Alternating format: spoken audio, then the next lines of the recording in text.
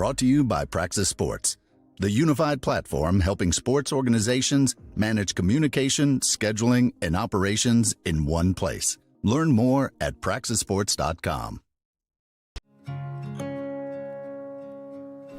There's a leisurely lunch with friends.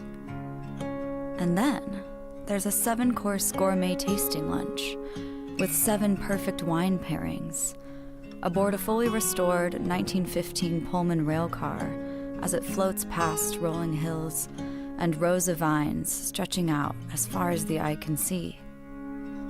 Napa Valley. Live a little, or a lot.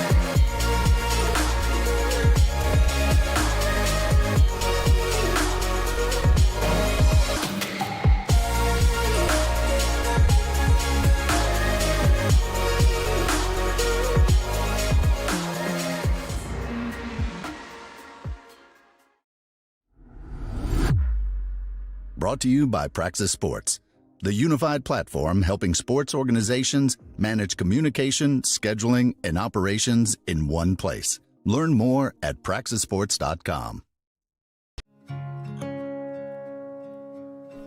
There's a leisurely lunch with friends. And then there's a 7-course gourmet tasting lunch with 7 perfect wine pairings aboard a fully restored 1915 Pullman railcar as it floats past rolling hills and rows of vines stretching out as far as the eye can see. Napa Valley.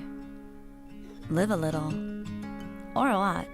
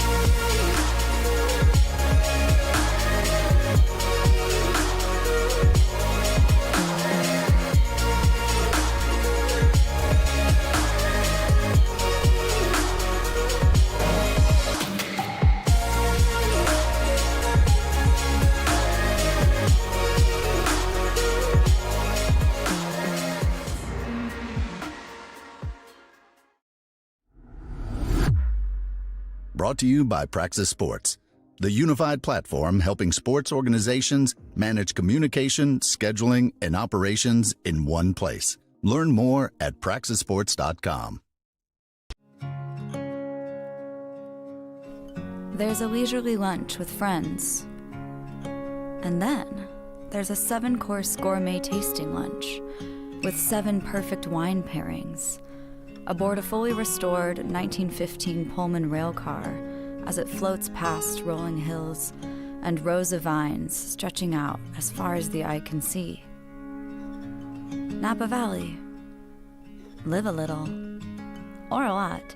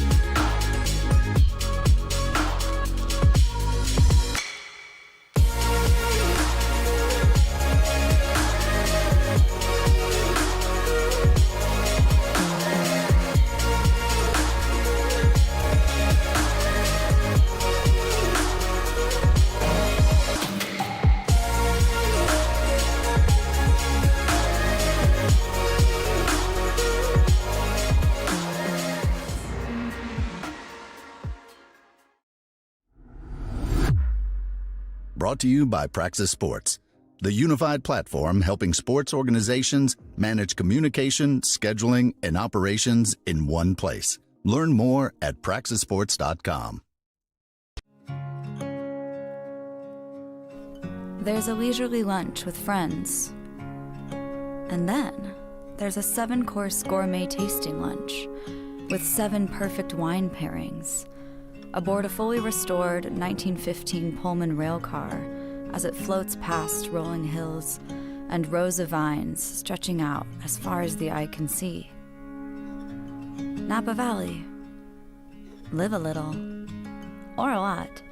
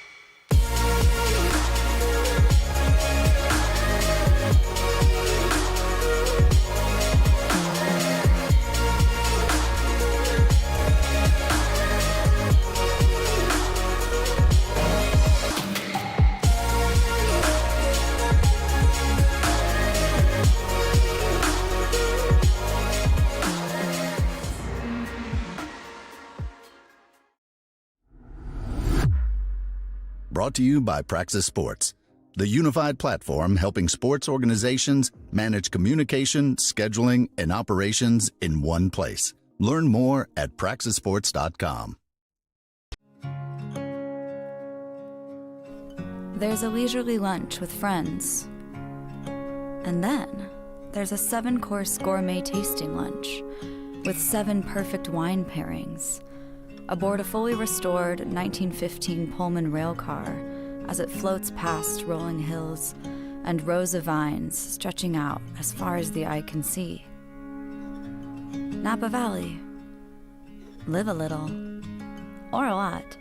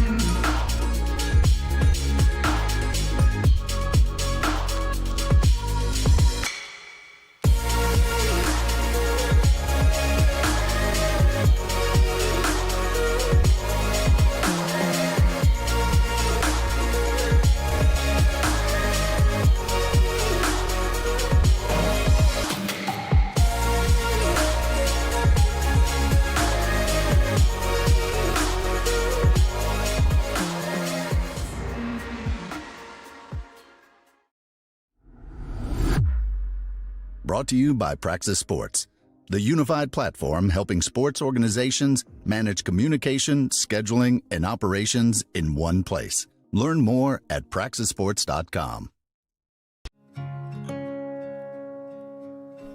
There's a leisurely lunch with friends. And then there's a 7-course gourmet tasting lunch with 7 perfect wine pairings aboard a fully restored 1915 Pullman rail car as it floats past rolling hills and rows of vines stretching out as far as the eye can see. Napa Valley.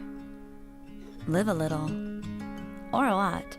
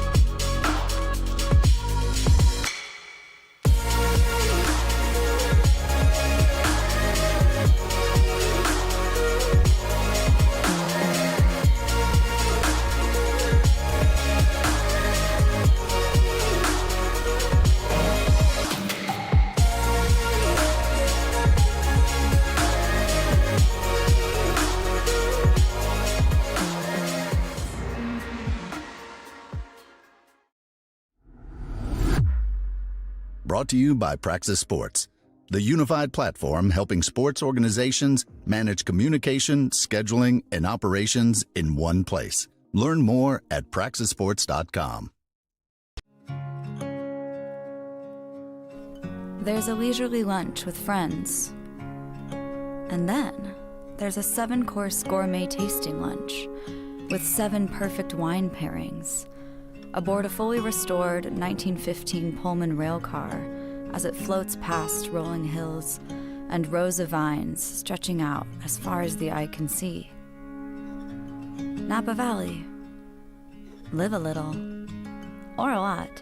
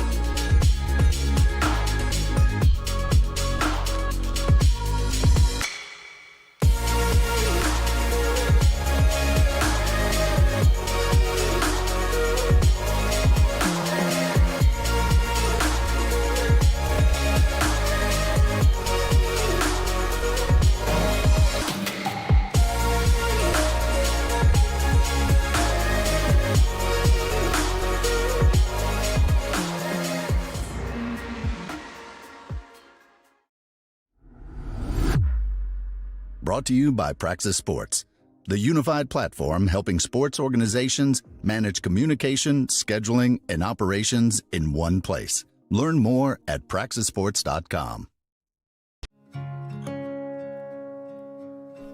There's a leisurely lunch with friends. And then there's a 7-course gourmet tasting lunch with 7 perfect wine pairings aboard a fully restored 1915 Pullman rail car as it floats past rolling hills and rows of vines stretching out as far as the eye can see. Napa Valley. Live a little, or a lot.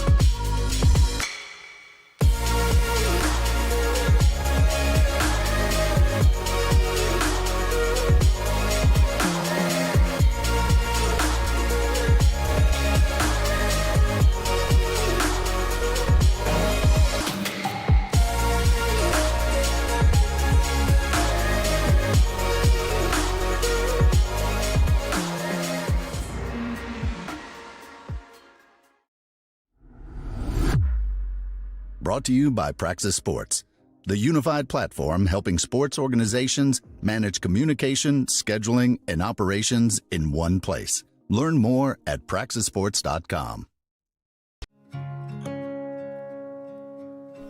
There's a leisurely lunch with friends. And then there's a 7-course gourmet tasting lunch with 7 perfect wine pairings aboard a fully restored 1915 Pullman rail car as it floats past rolling hills and rows of vines stretching out as far as the eye can see. Napa Valley. Live a little, or a lot.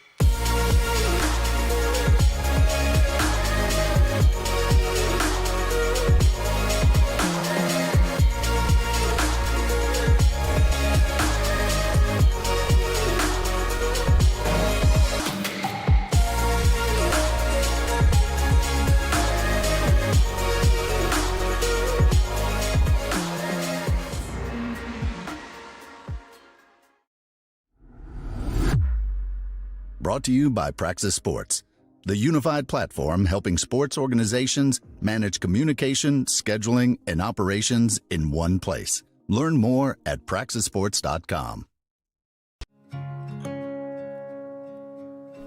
There's a leisurely lunch with friends. And then there's a 7-course gourmet tasting lunch with 7 perfect wine pairings aboard a fully restored 1915 Pullman rail car as it floats past rolling hills and rows of vines stretching out as far as the eye can see. Napa Valley. Live a little, or a lot.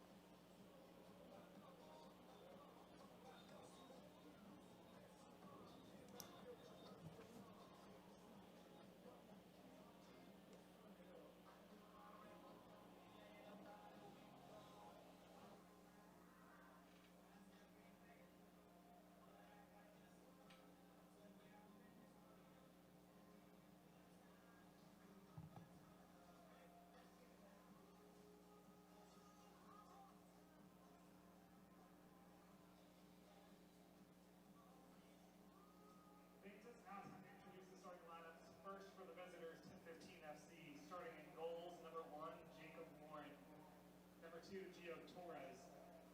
Number 4, Adam Atari. Number 7, Nicholas Rowe. Number 8, Lau Sumi. Number 9, Adil Kaneda. Number 10, Christian Cabrera.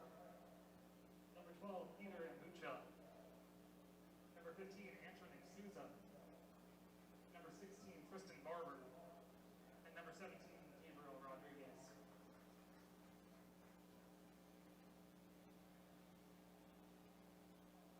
And now the starters for your Oklahoma United FC. Starting in goal, number 1, Alexis Bertrand. Number 2, Isaac Dalhart. Number 3, Kareem Williams. Number 6, Beckham Williams. Number 9, Ethan Nicolo. Number 10, Natalia Milevich. Number 12, Carter Adams. Number 15, Ethan Taylor. Number 16, Tucker Austin. Number 19, Elijah Langford. And number 25, Shea Prescott.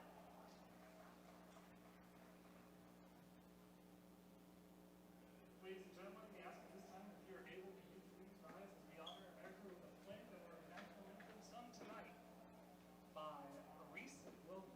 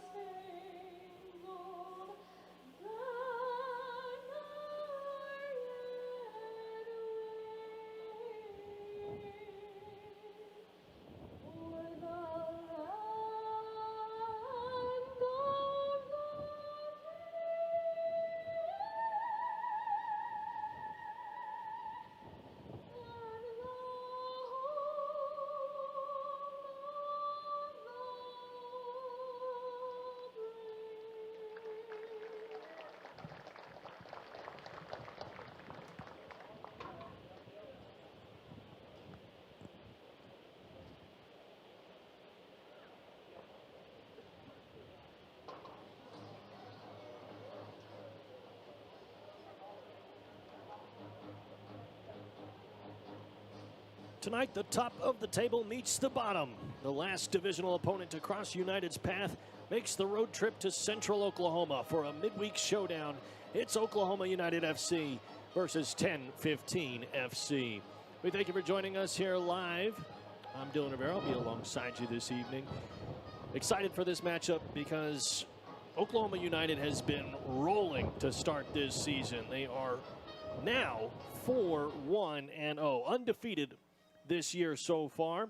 Tenfifteen FC, again, flip side here. They are yet to get even a draw. They are 0-0-4 this year. So the reason I'm excited for this matchup, I think we're going to get to see a lot of the lineup for Oklahoma United tonight. I think it'll be a type of night where Jimmy Nilsson can go deep into his bench and be able to utilize every single player that is out here tonight in Edmond. Obviously, the game of soccer is unpredictable, and you can't book yourself for a win by any means. But if there ever was a game where you feel like you could in this League for Clubs division here in the central part of the country, in the Red River Conference, it would be this one. It would be against Tenfifteen. But it takes just one good effort from Tenfifteen, one bad night for Oklahoma United, and things could turn on their head. We'll see how it shakes out as the two sides ready up. Just about set to get underway here. Sun beginning to set behind Chad Richardson Stadium. Winds, again, going to play a factor here tonight.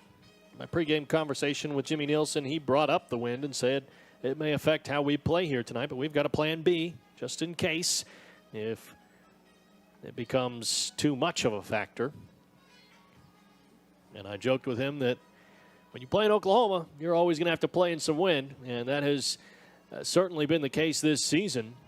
3 home matches, and all 3 of them, the wind has been a storyline. We agreed that the Dallas Dragons, the first matchup here at Chad Richardson Stadium, that game certainly had the most wind, but tonight still a breeze that goes right to left across your screen. Winds coming out of the south. Oklahoma United in their home blue uniforms, Tenfifteen in their mint green.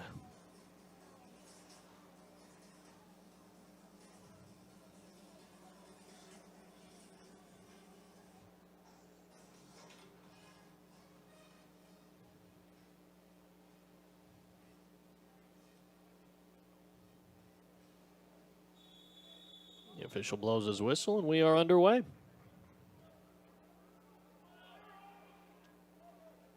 Starters for Oklahoma United. It's a 4-4-2 formation. It's a little bit of a hybrid. It'll take shapes depending on where on the pitch the ball is located. It may look a little bit different than a 4-4-2, but that's the base of it.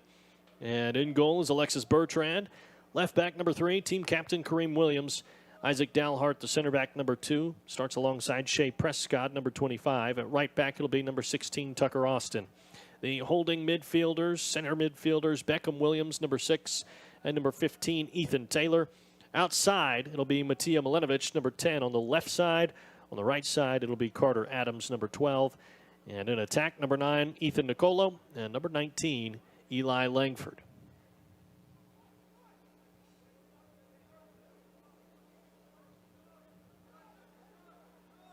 If you've tuned in to all of Oklahoma United's matches this season, those are all familiar names. Ethan Nicolo might be the only one a bit unfamiliar. If you missed this past Saturday's match against FC Dallas, he came in as a substitute late in that match. Didn't get to show his full prowess because Oklahoma United sat back a little bit more defensively in the second half. He's an attacker, so you didn't get to see exactly what he's capable of, but he's capable of a lot. He's capable of a lot of scoring. Was just last year the leading goal scorer, or tied for the leading goal scorer in Division II at Oklahoma Christian University just down the road. Was a D2 first-team All-American, Lone Star Conference Forward and Player of the Year.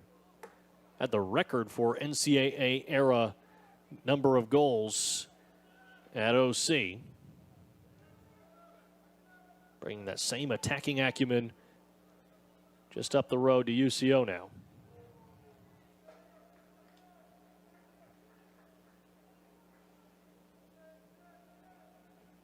Had 14 goals against NCAA competition for the Eagles. 17 was the total. His 2 seasons at OC, 22 goals, 4 assists in 25 matches.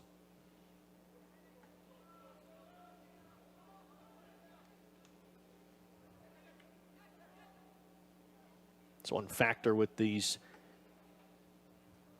summer teams in the League for Clubs. You get guys for maybe just part of the season rather than a guaranteed full season from a lot of players. Nicolo is the second to last player to join the program. There will be one more addition being made at the end of this week that will complete the roster. But then just as much as you can celebrate having everybody in Edmond, you very quickly have to count your blessings, because players will start to leave and start to head back to school or head back home, wherever it may be. And you go from building up players to then losing players and having to adjust your lineups as such. Head coach Jimmy Nielsen prepared for that.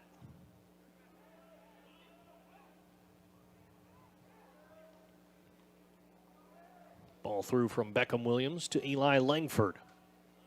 Langford, ball in. Nicolo, good touch, good control in front of the keeper.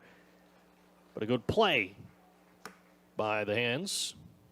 And Jacob Warren, off his line, makes the stop.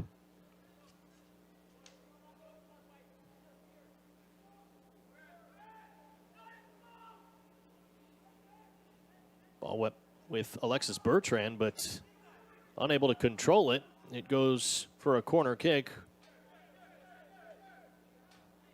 The press was on. And now Tenfifteen at the corner flag. Corner kicks brought to you by Tropical Smoothie Cafe.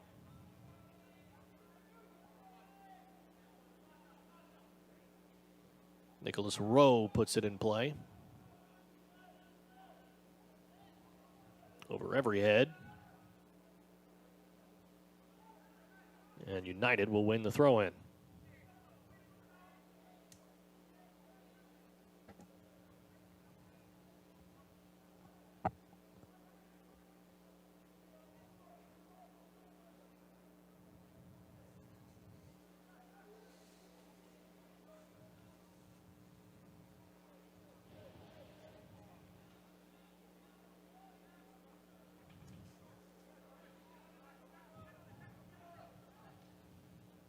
Tucker Austin looking for Eli Langford. Was he onside? Doesn't matter. The keeper will clear it.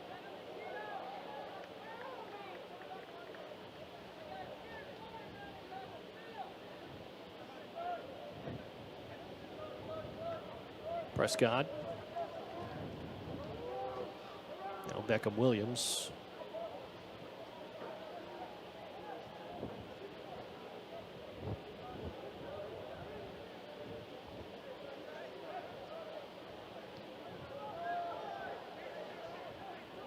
Tucker Austin. Williams back to Prescott. Prescott playing with some tape over his hand. Has a finger injury. May have been a dislocation, may have been more, but at least able to play through it. Keeper at a full dive. Gets it out of his area. And a free kick now on the way for Tenfifteen. Free kicks brought to you by Fresh Fit 405. Just want to give a shout out to the mascots here tonight, CMP Crew FC. Saw them at the start of the broadcast alongside Oklahoma United. Fresh Fit 405.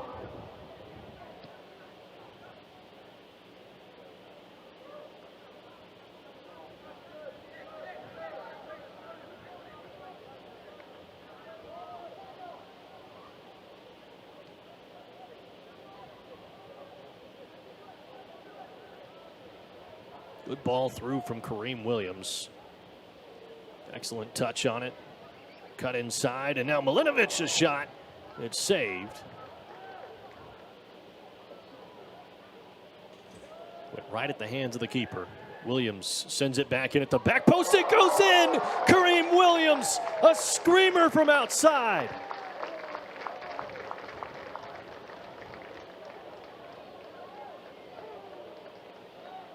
There's no way anyone could have saw this coming. This was a ball meant for Eli Langford. Gets over the outstretched hands of Jacob Warren. Finds the woodwork. And Kareem Williams able to score here tonight and get his first goal of the season. That's a front porch hose goal by number 3, Kareem Williams.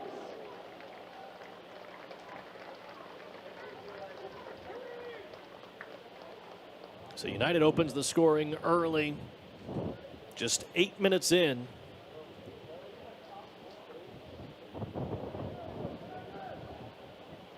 Kareem Williams, the team captain,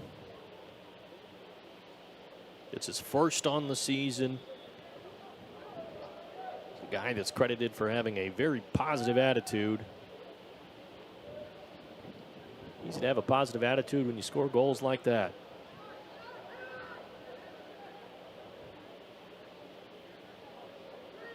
The fullback position doesn't score often. 44 appearances in 2 seasons at Mid-America Christian. 4 goals and 5 assists in that time. His first team all-conference in 2022.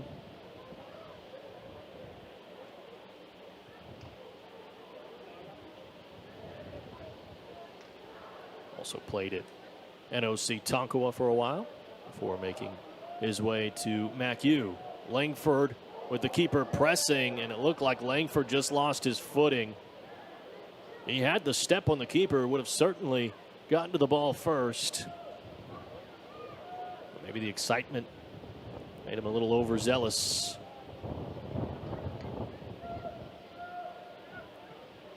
Or maybe the turf monster out here at Chad Richardson Stadium got him.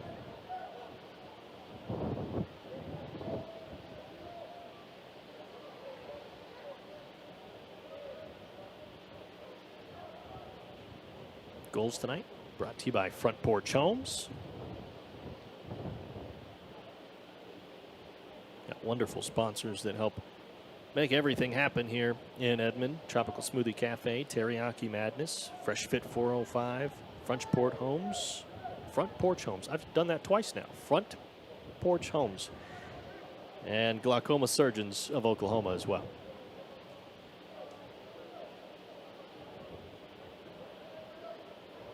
Might be my version of the Sally sells seashells. I just can't seem to say Front Porch Homes. Shot attempt off the post. I'm up here playing games and Tenfifteen FC's trying to score.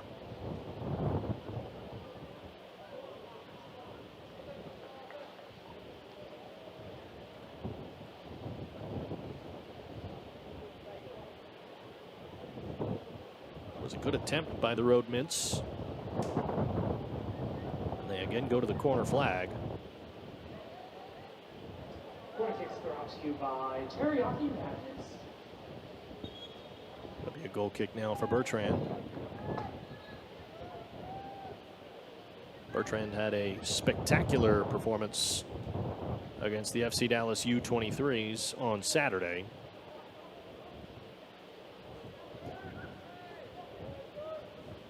Made some spectacular saves. Jimmy Nielsen brought up 2 in particular that he felt were really crucial. Ended up being credited with 4 saves, a lot of them full stretch, really good shot attempts, and he was able to get his glove to him. Milinovic, edge of the box. Can't connect with Langford.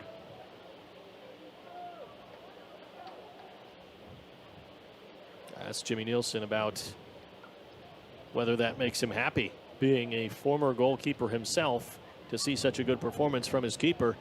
And he said very bluntly, I'm happy when we win. And that kind of just speaks to the philosophy of not just Jimmy Nielsen, but the culture he's trying to cultivate for the summer is a team first mentality.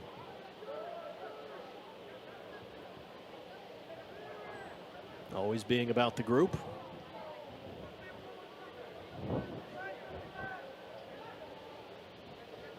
And that's clearly showing on the pitch so far.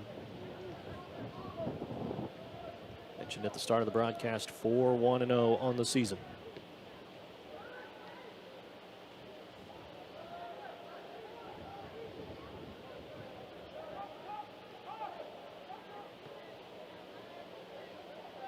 Taylor to Austin. Good 1-2. Austin in. And Nicolo got the final touch. A goal kick on the way.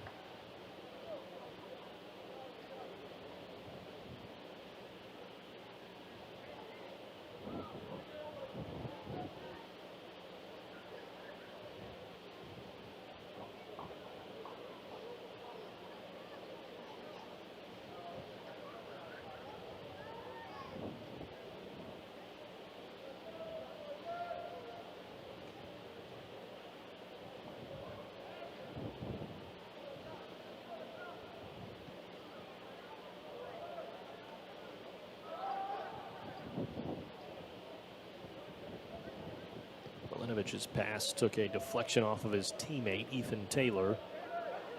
Now Langford to Carter Adams, excuse me. And now a Teriyaki Madness corner kick. This United FC corner kick brought to you by Tropical Smoothie Cafe.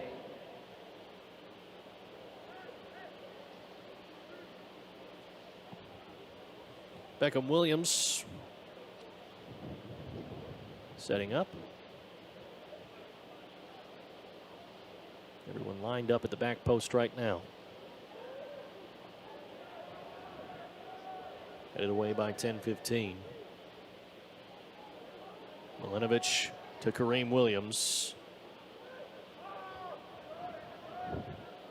Now Beckham Williams on the opposite side. Toward goal, a deflection. Langford gets a touch, trying to control it.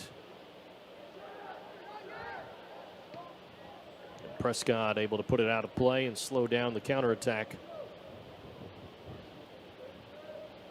Tenfifteen FC to throw it in. This is Tristan Barber putting it back in play.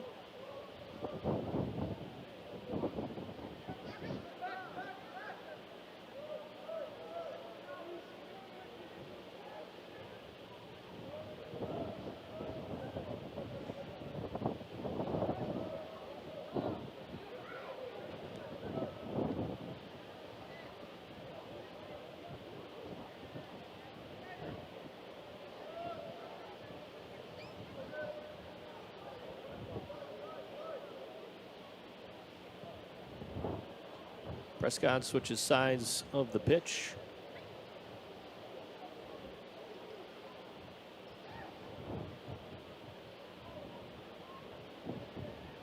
Kareem Williams. Now Milanovic.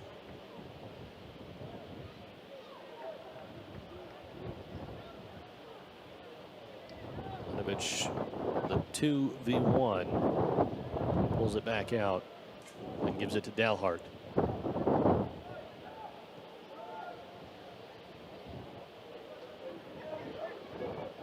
In from Austin. Headed away. Can Nicolo clean it up? Too high.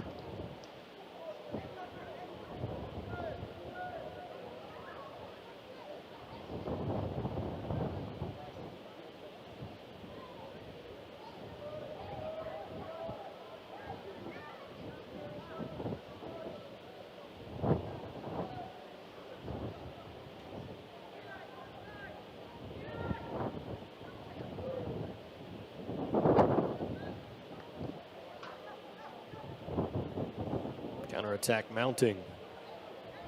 Rodriguez pulls it back. Now the ball in.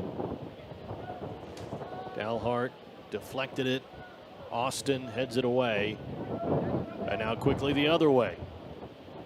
Nicolo to Langford. Langford with a big touch. Tripped up from behind. Referee instantly reaches for the pocket.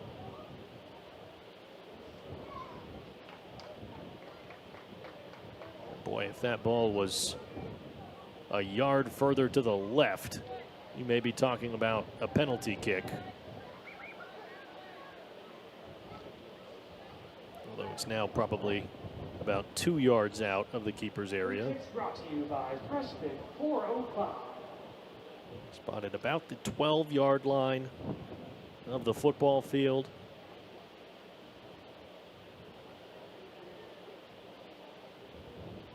Roughly 20 yards away from goal at this spot.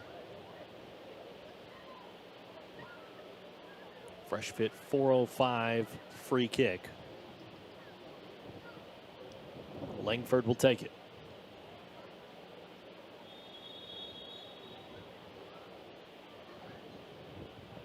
Toward goal. Williams may have gotten a touch, but the keeper did as well.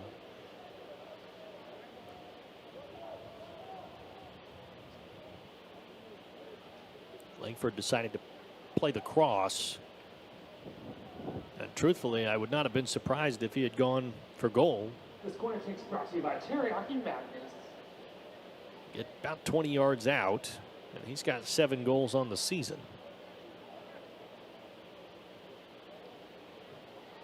In from Williams. Spills out in front of the keeper, Taylor Milinovic.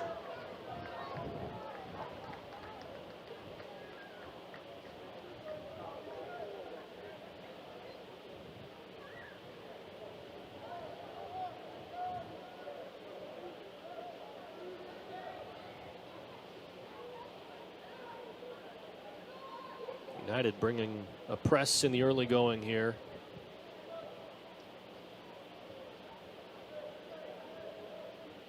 Another piece of the pregame conversation puzzle I had with Jimmy Nielsen.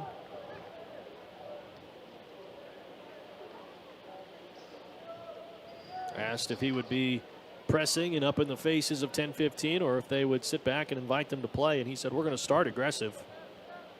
And that's what you see here. Start with the foot on the gas. And if they feel it may be more effective to give Tenfifteen space, give them a chance to get out of their own defensive third, and then counterattack from there, then they'll adjust. But for now, staying aggressive, continuing to press.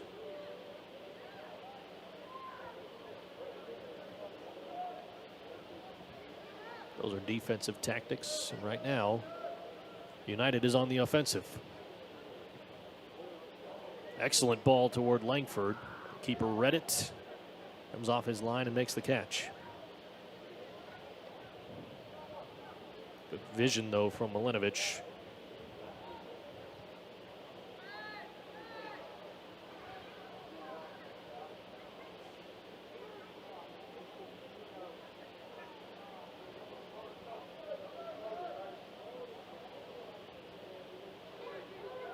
Tucker Austin.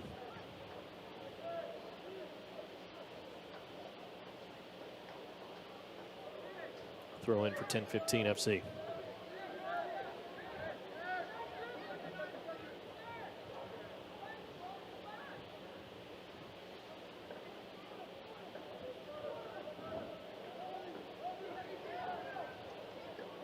Langford. Outside, Ethan Taylor. Milinovic in front of goal. Corner kick on the way.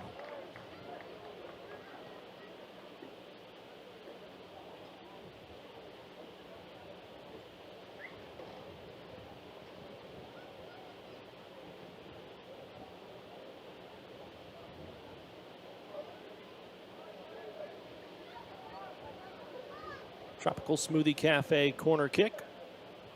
Corner kick's brought to you by Teriyaki Madness. At the back post, headed by Milinovic, and Taylor got the last touch. It's 2 for Oklahoma United. First goal of the season for Kareem Williams earlier. First goal of the season for Ethan Taylor. And that play happens because of Matija Milinovic on the back post. He'll be credited with the assist. That's our front porch home goal for number 15, Ethan Taylor, assisted by number 6, Beckham Williams.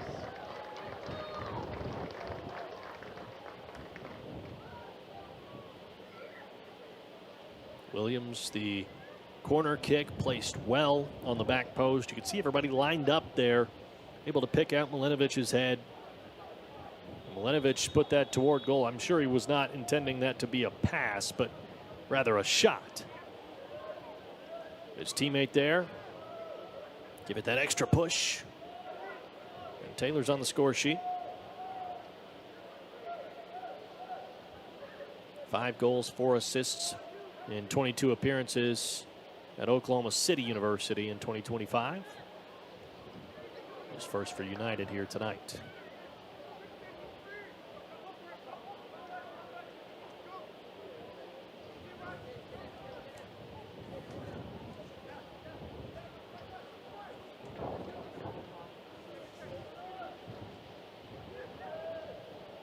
Beckham Williams.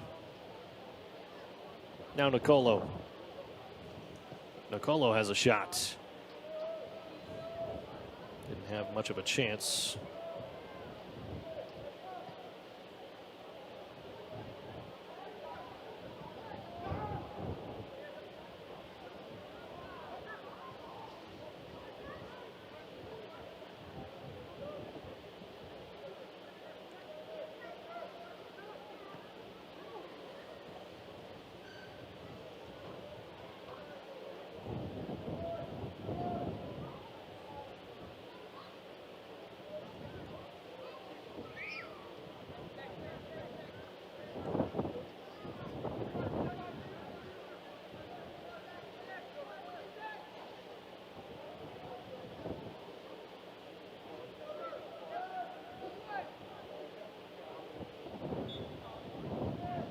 Carter Adams whistled. Tripping Christian Cabrera. Free kicks brought to you by Fresh Fit 405. Fresh Fit 405 free kick.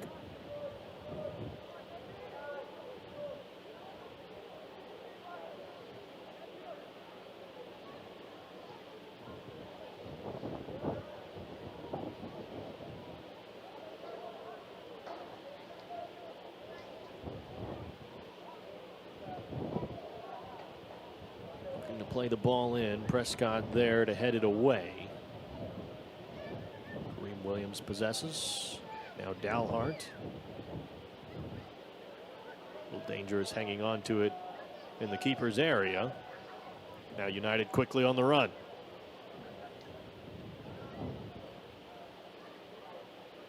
Ball too far in front of Carter Adams.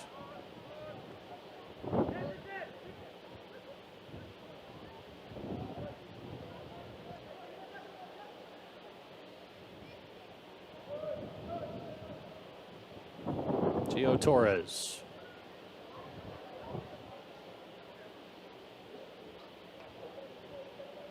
Now Nicholas Rowe. Throw in on the far side.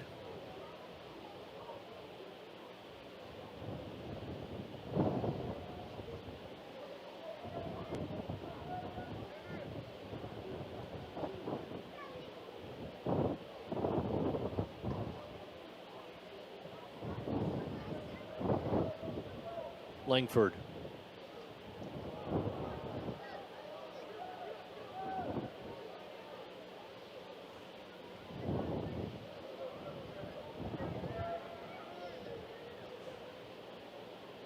Galhard on the back line looked like he was unhappy with the decision just to send it away by Langford.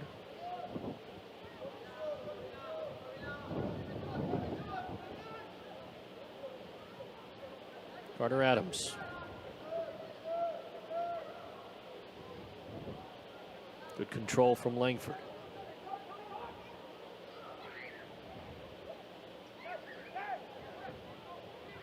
Looking for room to cross. Milanovic unable to get to it. Bucha there defensively.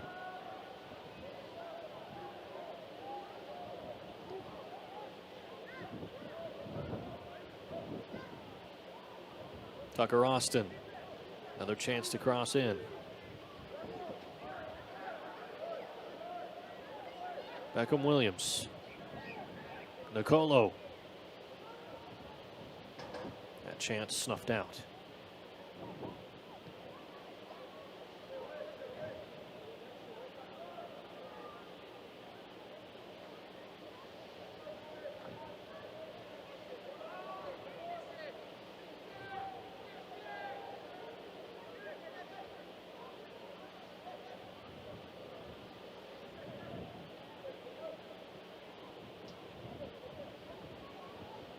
Prescott with a little bit of flair on that interception.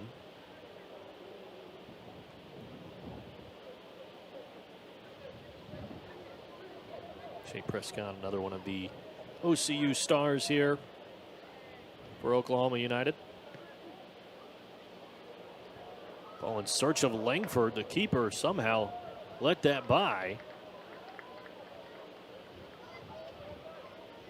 Be a goal kick. They'll say Langford got the last touch. My angle up here, it's hard to tell.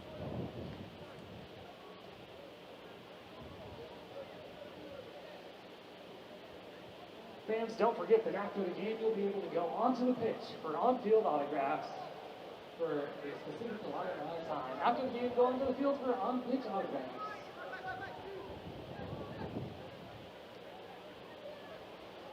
Langford on the move, connecting with Milinovic.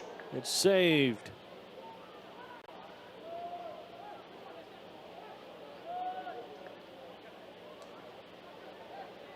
Ethan Taylor.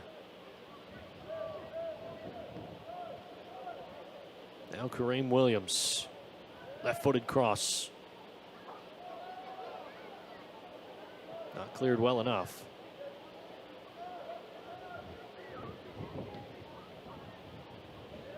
Tucker Austin was trying to find Nicolo. And it now sets up a Teriyaki Madness corner kick.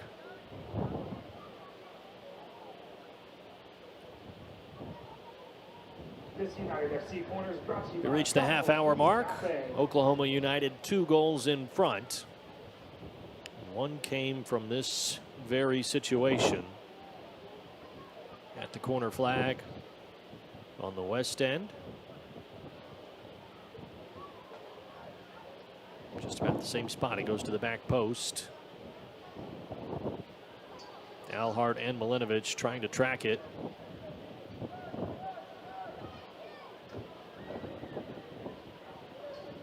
United wins it back. Langford through to Austin, and just too much on it.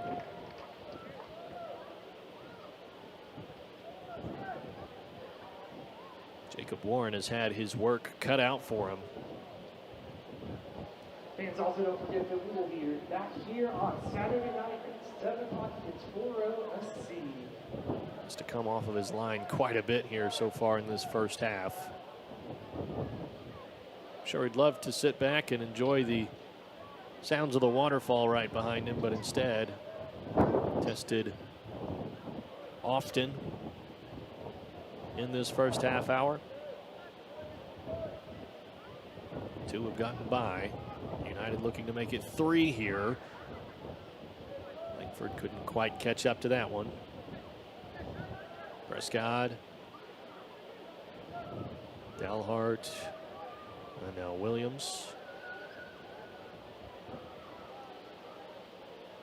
There's a little disconnect there between Ethan Taylor and Prescott moments ago. Those two teammates at OCU. Prescott, the 2024 Sooner Athletic Conference Newcomer of the Year. Ethan Taylor, the 2025 Newcomer of the Year.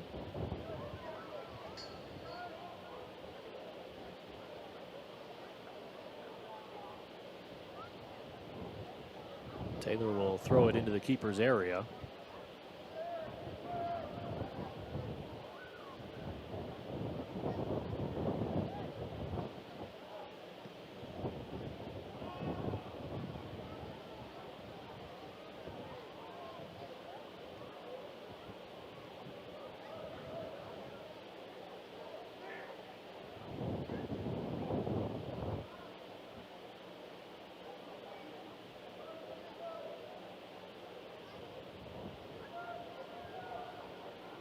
Warren again off his line. Pass again. Too heavy for Langford to catch up to. Bucha. Pineda.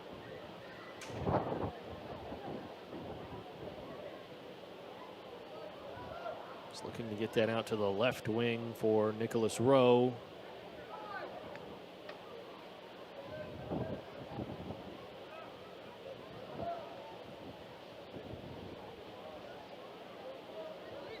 Ball won by Beckham Williams.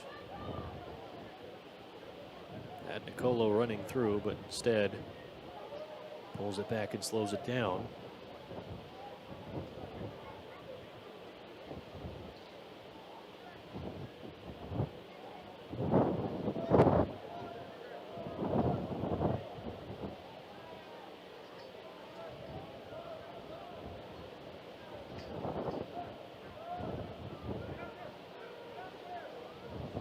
Tucker Austin hits it to his left foot. And it's saved by Jacob Warren again.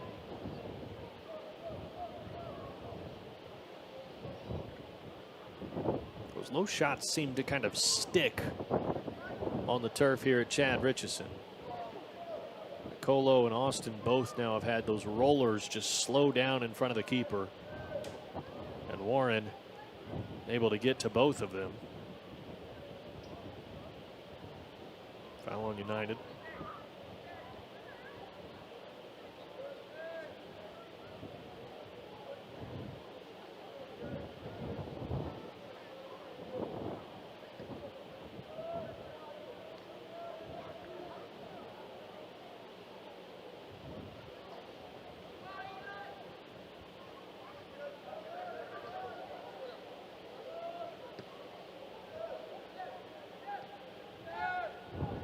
Tristan Barber. Now Langford, as United wins the ball back. They've got numbers. Great pass through. Ethan Nicolo. Goal number 9, Ethan Nicolo, assisted by number 19, Elijah Langford. Let's just keep the firsts going. Kareem Williams got his first. Ethan Taylor got his first. Now Ethan Nicolo deposits number 1 on the season for himself. Assist to Eli Langford. Great pass by the striker. Those two as a partnership up front will be fun to watch. If you've not made it out for an Oklahoma United match yet, you're going to want to now. This team already exciting as it was. You add Ethan Nicolo to the fold, you're going to see a lot more plays just like that one. But the Blues lead by 3.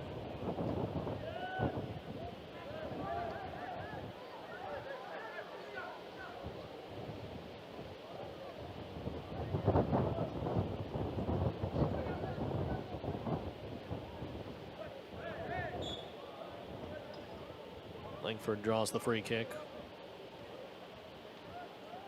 Free kicks brought to you by Fresh Fit 405.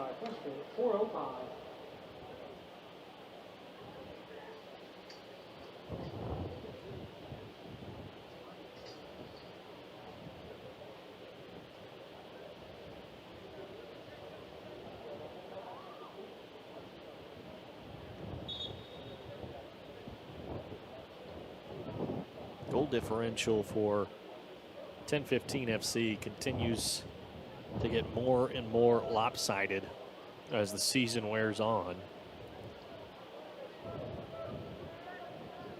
The Mints have scored only 1 on the season. And now with these 3 tallied up here in the first half in Edmond, have allowed 21 goals this season. That's a goal differential of 20 if you're not quick with math.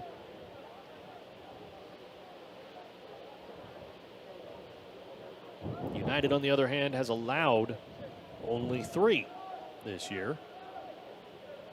And now with the 3 first half goals tallied up, 18 on the season, and make it 19. Matija Milinovic. It's 4-0 at Chad Richardson Stadium.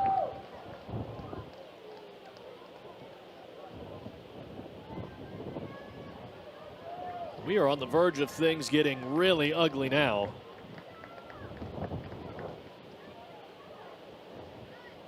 We knew coming into this match that things could get one-sided. And things have certainly gone that way in the first 38.5 minutes.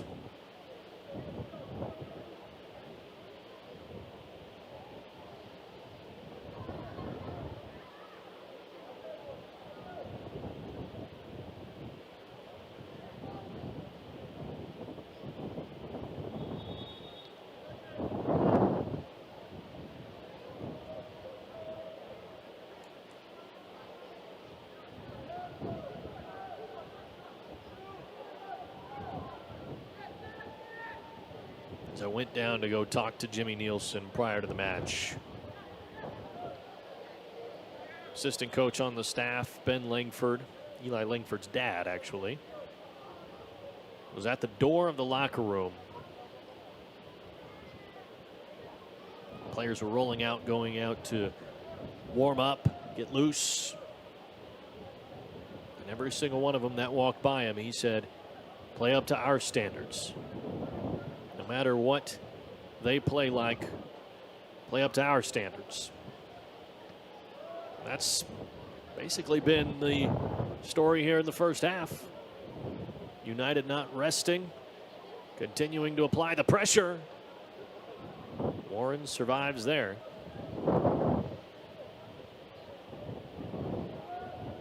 The standards here at United incredibly high.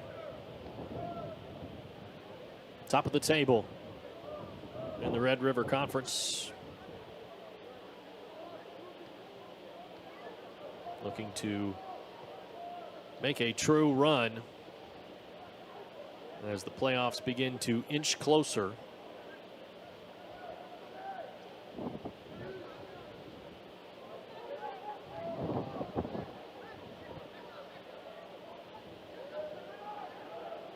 Colo.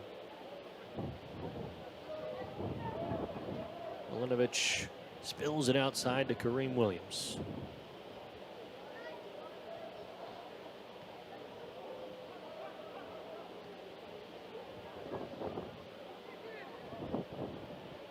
Langford cuts it to his left boot. Langford's shot is saved.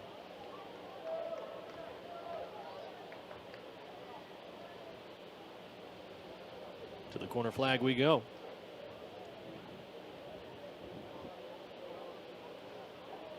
Playoffs go in 4 stages, really 3 stages. Obviously, United will be well within the conversation for a spot at the championship. As Beckham Williams plays it at the front post, and he'll get to do it again. Playoff layout goes division, then region, then nationals. I should say conference rather than division. Williams at the back post this time. Milinovich shoots it off the field goal posts. It'll be a goal kick. So the top 4 teams in the Red River Conference will play first. 1-leg matchup. Got to win 2 matches to get out of the Red River Conference. Right now it would be Oklahoma United against 4-0 SC if it was to start today. FC Dallas U23s and Central Dallas FC would be the opposite match. Winner of the Red River Conference will then play the regional matchup, which would be the winner out of the Mid-American Conference, which includes Evolution U23, Emporia FC, Union KC, and Tulsa Athletic. Eli Langford on the counterattack. Just about to get shifty. Center back Reddit. Good effort from Mokhtari defensively. Or Mokhtari, excuse me. Bucha on the far side. Oklahoma United is able to win that matchup and able to come out of the Central region. Then you meet up with the winners of the West region, the South region, and the Northeast regions. And those 4 teams will vie for the League for Clubs championship. All of that to be played out the final 3 weeks of July. Conferences first, then your region, and then the National Cup ties. Contact. The official will not give the whistle. Bucha on the far side thought there was enough.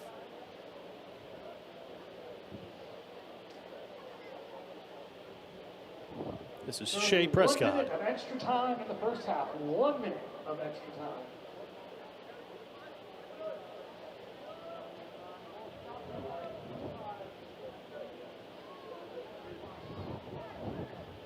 One minute added time here in the first half.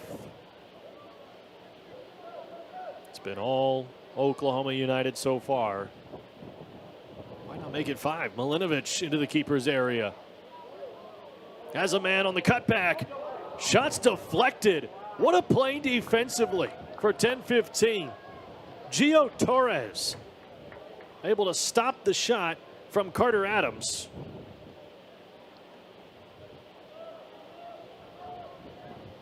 Keeper out of position, felt like that was a sure thing, and now Tenfifteen on the opposite end trying to build something.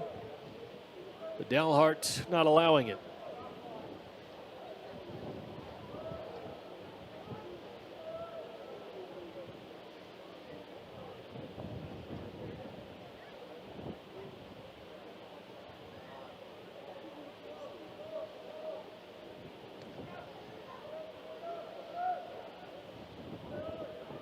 Soft clearance, throw in for United.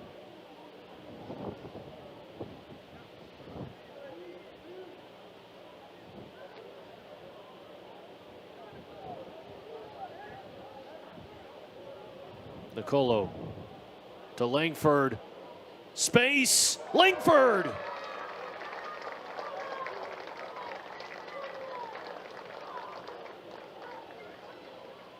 It's 5 now for United.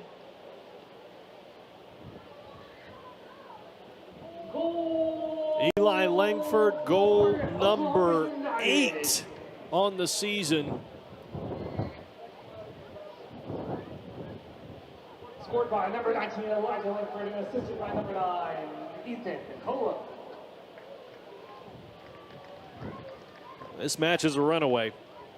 There's no other way to put it. 16 shots tallied up on our scoreboard here at the stadium for Oklahoma United to Tenfifteen's 1. Blues just completely outclassing their opponent here tonight. Defending home turf once again so far through their first 2 home matches, yet to give up a goal. Make that 2.5 matches now. And they have outscored opponents here at Chad Richardson Stadium 10-0 through 5 halves of play. We've reached the 45-minute mark. The referee's blown his whistle, and we'll get prepared for half number 2 here in the commercial break. We appreciate you tuning in. 5-goal lead for Oklahoma United. We'll be right back.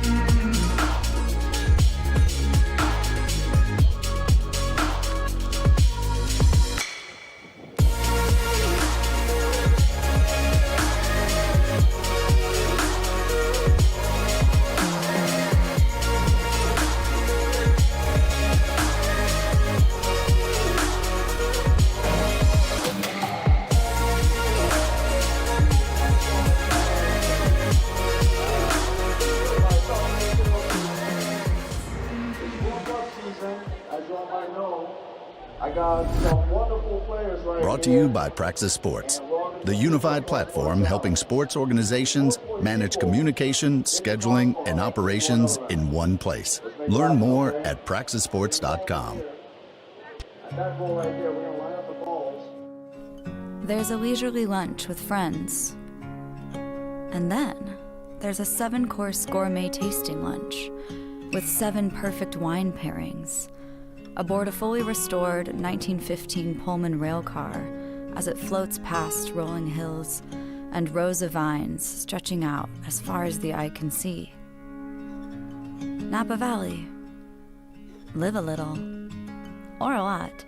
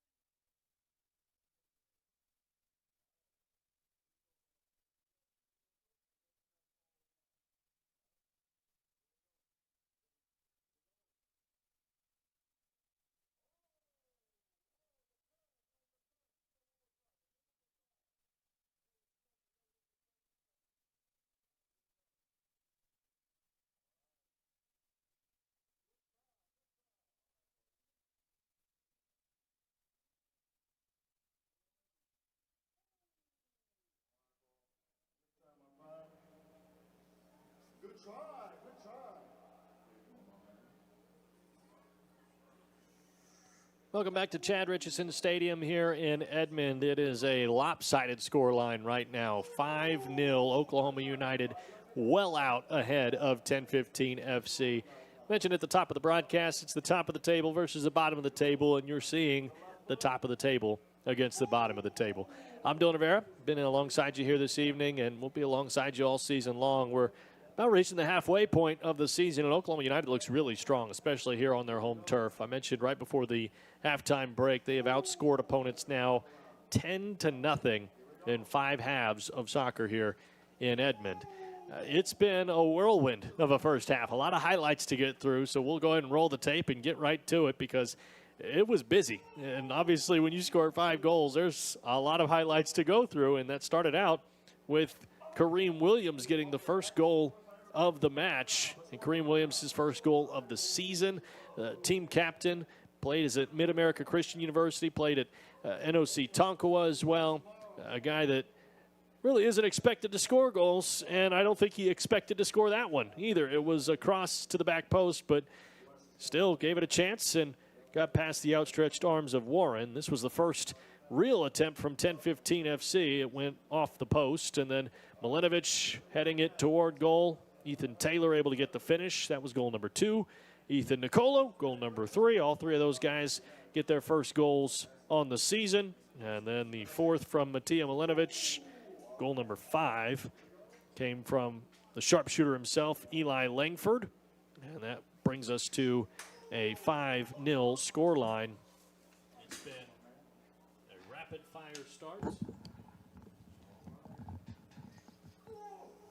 Oklahoma United through the first half, just rolling past Tenfifteen FC. We'll scoot over a little bit more, make you some more room here. Alex Zonneveld, the GM here for Oklahoma United, joining me here at halftime. Appreciate you coming up. It's a pleasure. Pleasure to be here. First half thoughts, got to be pretty positive. It really is. I mean, what can you say? 5-0, incredibly comprehensive. Look, I think sometimes it's the nature of the beast with these leagues that sometimes the fact is you get mismatches. And today has been a bit of a mismatch. We know that. Having said that, you know, it's a 5-0 lead. I'm never going to be upset about that. So you got to take the positives now, and then we can kind of take a more measured approach. Absolutely. So I had mentioned this at half that Jimmy Nielsen has not called off the dogs right now. It has been completely a pressing style of play. He has not decided to sit back. I asked him if he would do that and then invite them to play a little bit. And so far, he's continued to keep the foot on the gas.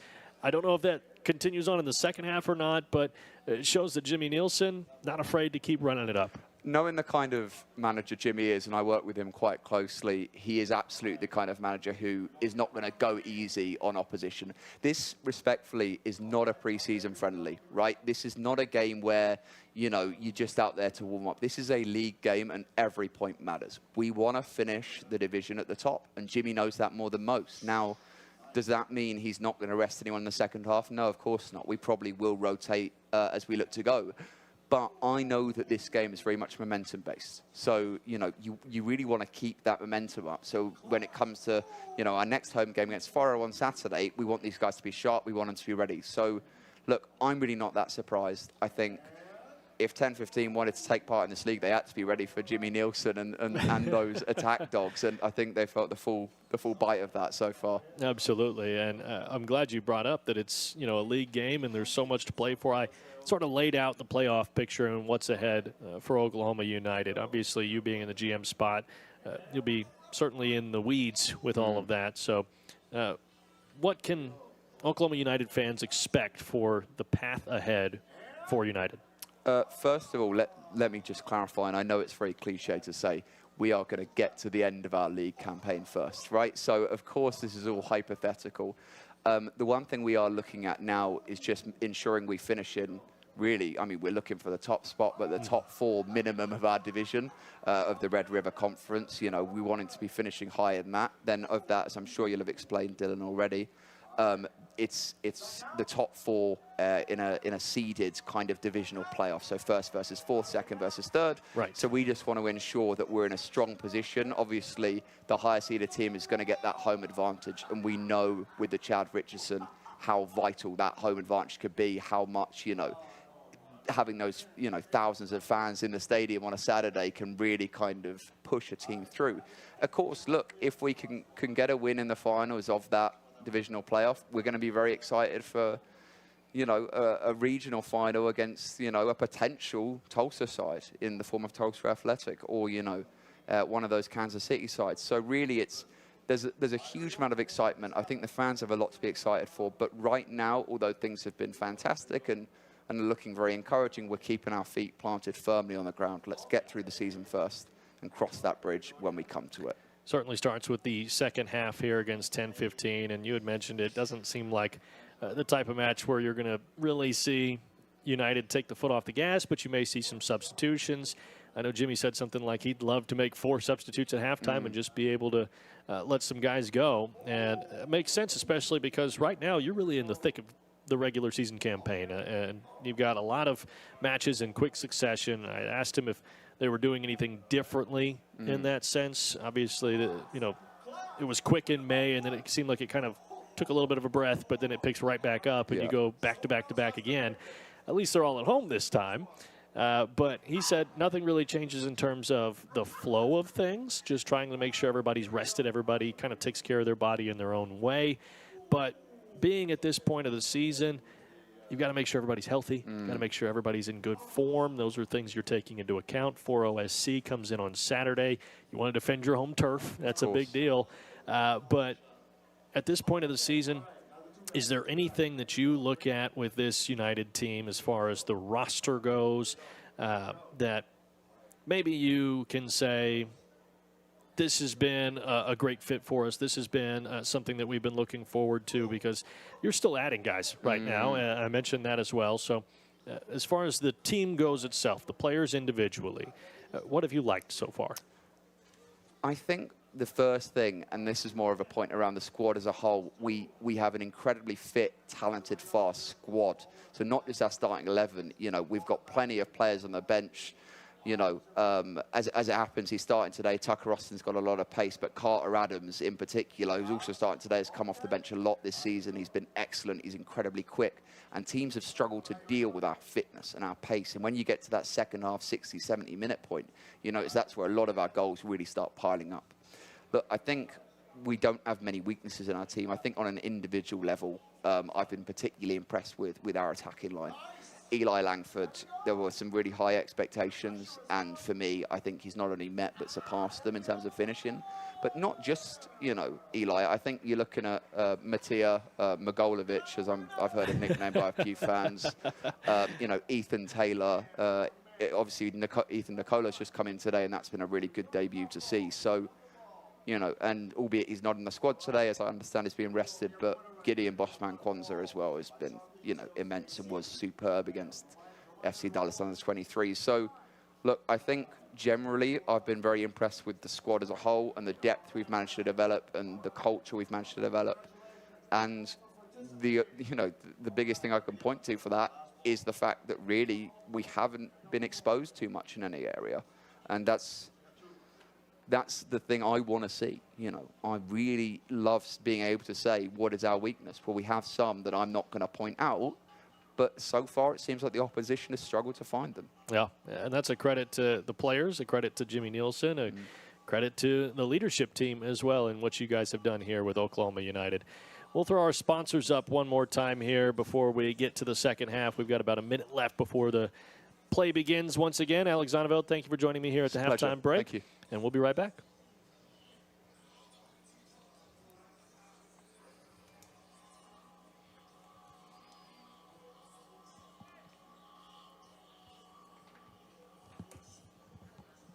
Yeah. They usually take a second to tell me, but yeah, you're clear. Yeah, awesome. Sorry, I hope that was all right, mate. No, you're good. Yeah, that was all right. I got to rambling at one point too, so I mean, hey, it happens. It just reminds me of my old radio days. Yeah. I'm pretty sure if I'd have known about the levels, my levels sounded all right, so I guess they were just... I didn't hear myself there for a minute, so I thought I might have been, yeah. Maybe it was my levels were fine. Yeah, I don't know. Yeah, I could hear you. I just couldn't hear myself. But Well, that's not mine. I just put on your... Your volume was just down. I don't know if you turned it down. oh, I didn't. I just didn't check both mics. I don't know. I didn't touch it. Yeah, I don't know.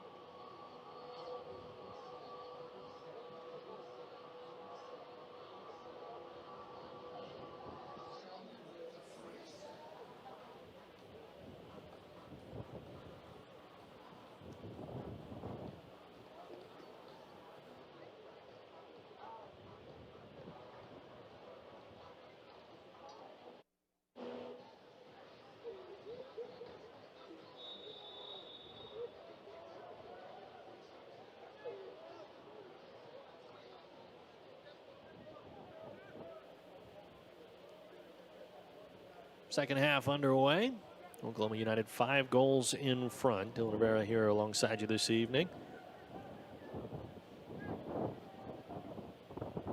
Hasn't been much of a contest, to be quite honest with you.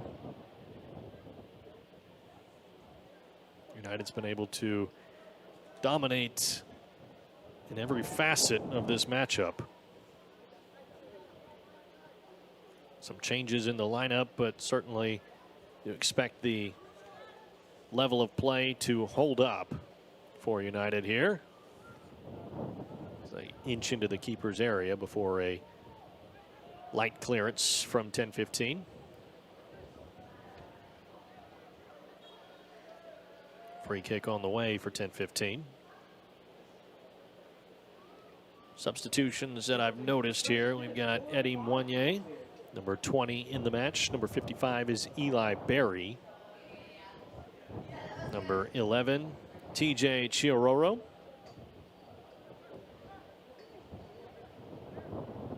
Looks like number 34, Nikhil Alexander. And on the far side, number 14, Stephen Laguerre.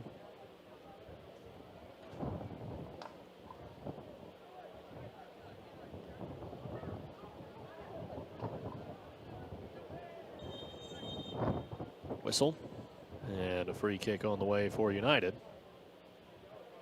Yellow card assessed. It's Peter Mbucha.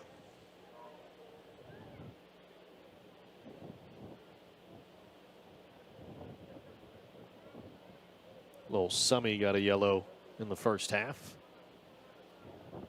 It's the only time that the official has had to reach into his pocket prior to this.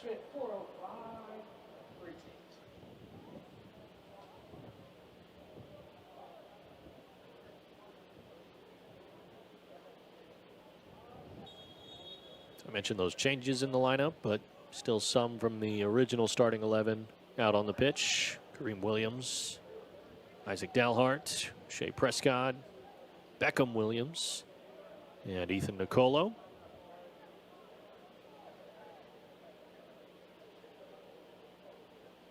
No change in goal either.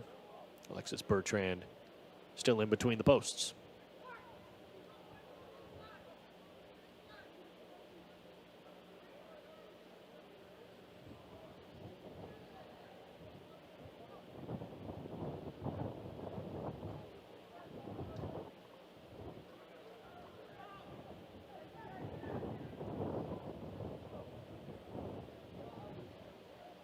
Williams, quick touch to Berry, who launches that over everyone's head. Certainly would love to have that one back. Throw in for Tenfifteen on the far side.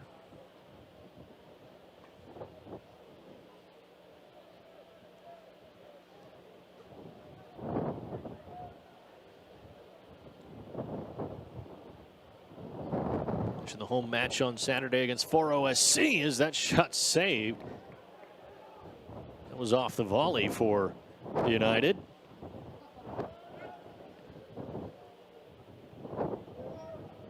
That was Nikhil Alexander.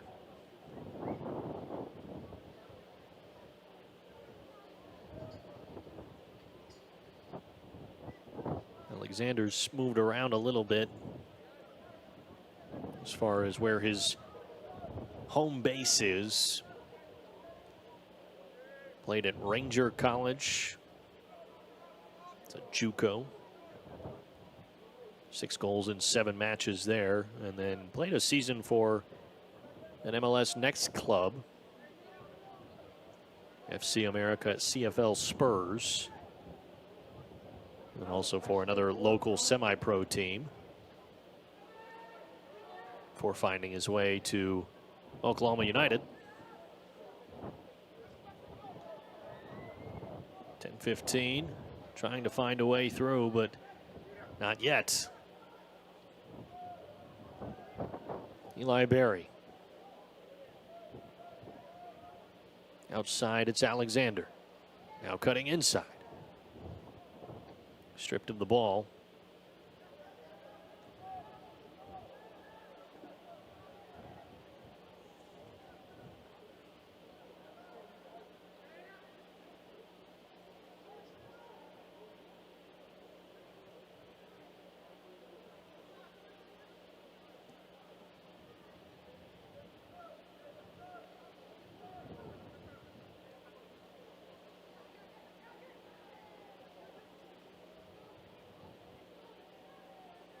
Tari. Nicolo pressing, nearly got away with it.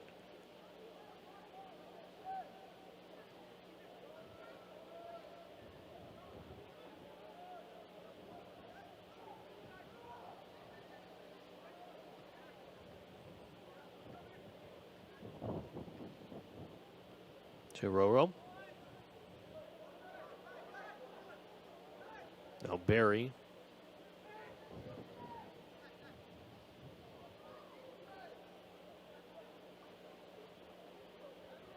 Barry working it in from the wide area, right at the gloves of Jacob Warren.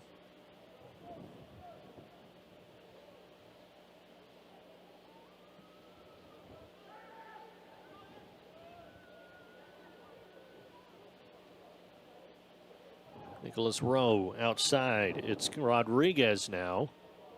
Rowe in the keeper's area. Prescott on him.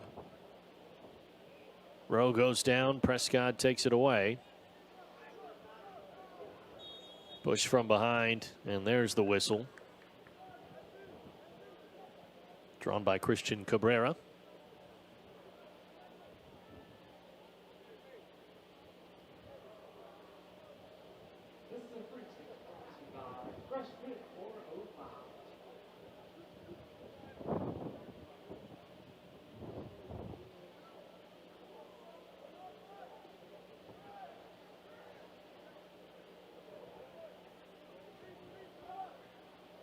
Not much danger there.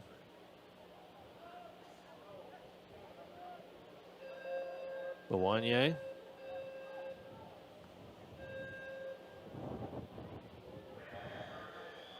Alexander got into the keeper's area. Mokhtari.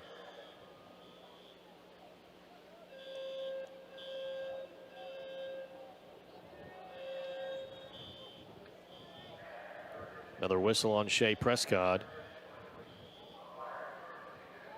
Not sure if you can hear that at home, but the fire alarm is going off here in the press box.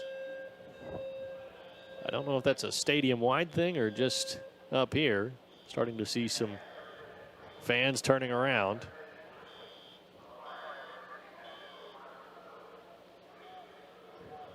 Not sure if this is a threat or not. It just went off, so I'm gonna guess no. Ball in for Tenfifteen in front of goal. It gets through.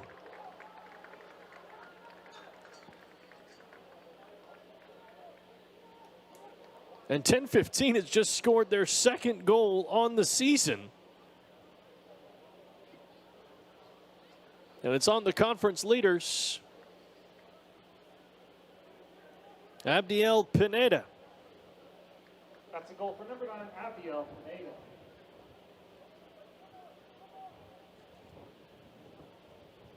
That is the first goal allowed by Oklahoma United here at Chad Richardson Stadium. The first time that these home fans have seen the opponent score. And it's Tenfifteen that's able to break through.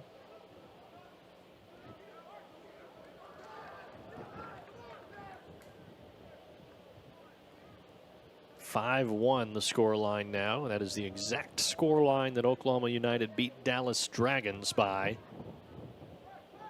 on May 30th.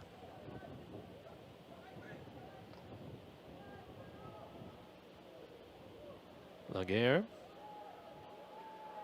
and Chiroro.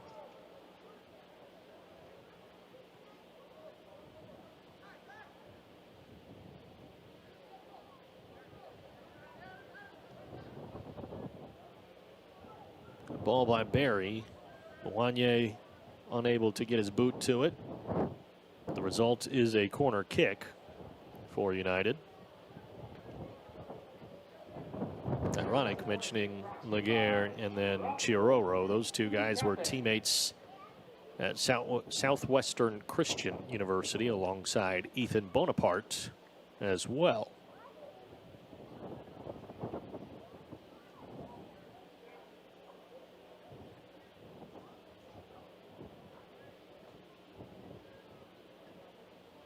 I mentioned a lot of the team building, trying to build chemistry, but in little windows like that, there are teammates out here.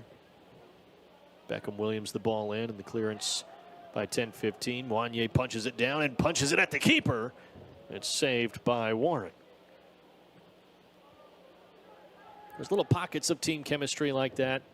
Mentioned earlier, Shea Prescott, Alexis Bertrand, and Ethan Taylor, all Oklahoma City stars. Tyler Wheatcroft and Ethan Nicolo both played for Oklahoma Christian. Nicolo now calls Northwestern University home, making the transfer to the Chicago-based D1 program. Harry Tremblez, an NSU guy, just about to check in. He'll take the place of Ethan Nicolo.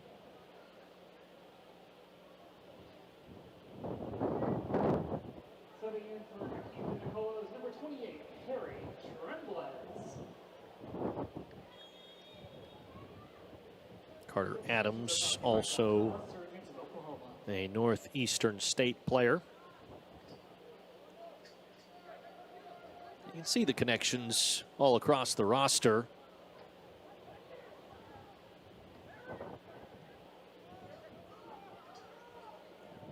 Those help with the team chemistry just a little bit to know at least 1, 2, maybe 3 guys on the team.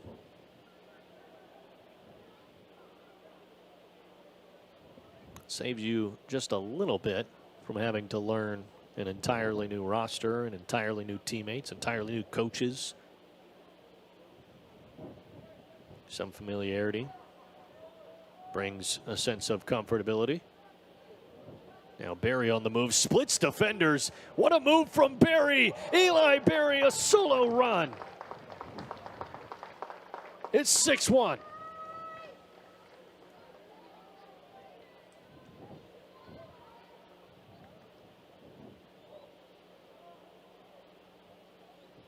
And if we can see the move from Barry here, this is phenomenal. Has mint jerseys all around him, puts it between the 2 defenders, slides forward, and puts it past Warren with the left boot. That's a special play from Eli Barry. That is a special, special play. And goal number 1 on the season for Barry.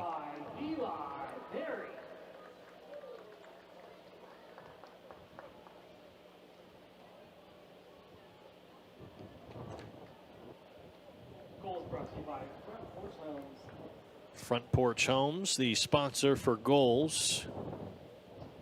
And there's been a lot of them here tonight. 7 between the 2 squads, 6 of them from the Blues. The 8th minute, it was Kareem Williams. In the 23rd minute, it was Ethan Taylor. In the 36th minute, it was Ethan Nicolo. In the 39th minute, it was Matija Milenovic. And then at the 45-minute mark, Eli Langford, and now in the 58th, Eli Barry.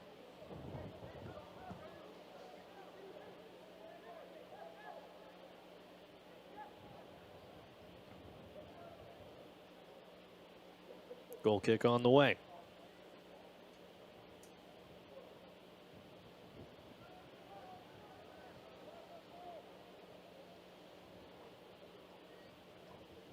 Subbing in a few moments ago for Tenfifteen is number 11, Riley Torres.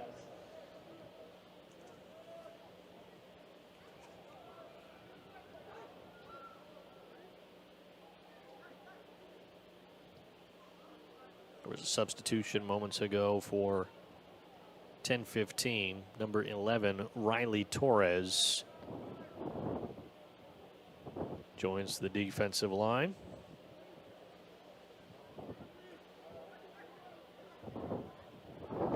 Also number 5, Giovanni Gonzalez.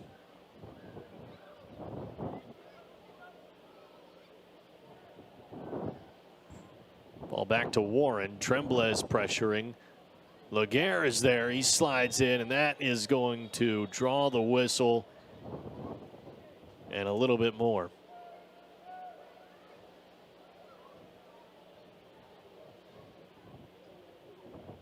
Yellow card assessed to Stephen Laguerre.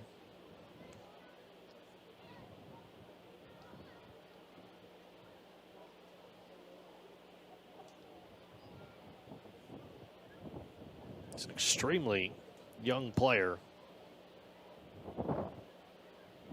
Stephen Laguerre, the youngest player out here today, at least, and maybe the youngest on the roster. Yellow card given to number 14, Stephen Laguerre. First bit 4:05.38. If my math serves me right, he just had his 17th birthday not long ago.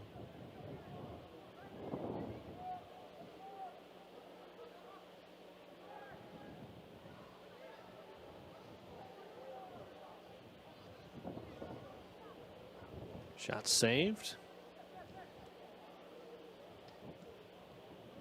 My roster on my computer says 2001. The roster here on paper says 2009. Based off the ages of most of these guys here, I would guess the 2001 is probably closer to correct.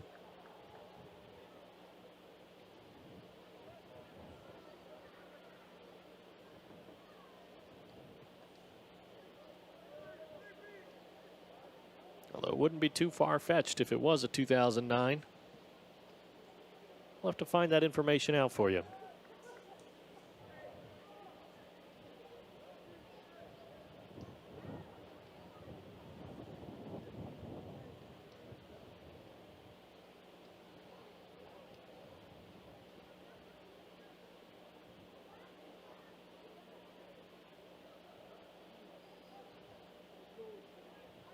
This corner kick is brought to you by Teriyaki Medics. Just played his sophomore season at Southwestern Christian. Now it's Beckham Williams to send in the corner kick. He just finished his freshman season at Xavier.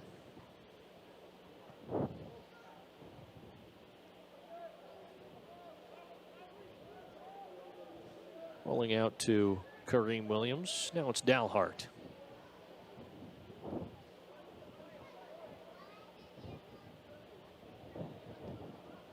Dalhart spots the open man on the far side. Wanye.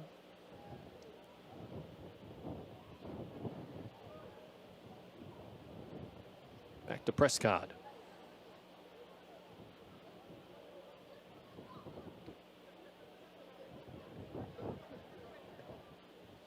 Williams, great ball, just a little too much. It goes past Eli Berry, and a goal kick now for Tenfifteen.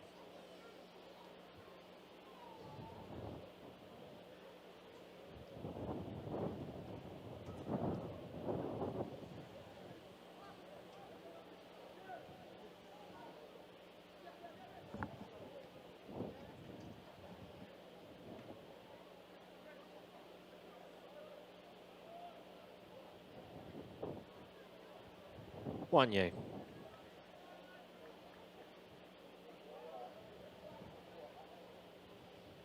Barry.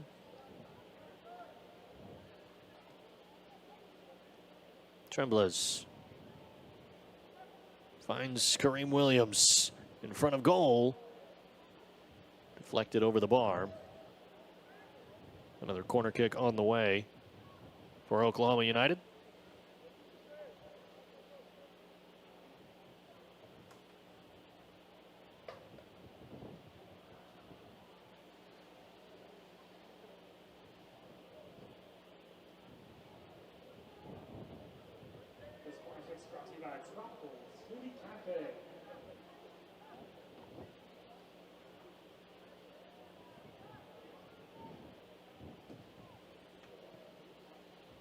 In from Williams. Spills out. Alexander off the frame. And a goal kick now.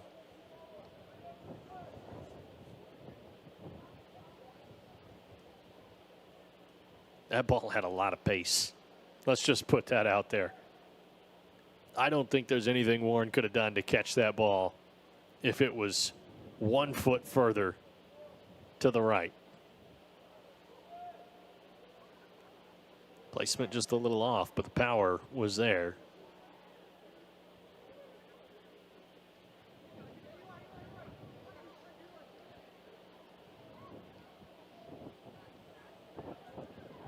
Barry on his left boot.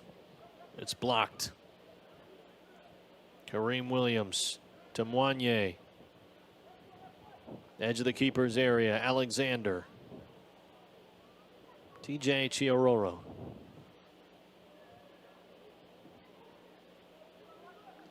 Had to get by one more defender. Held up by Tenfifteen. Nicholas Rowe playing it through, but Prescott will win the foot race.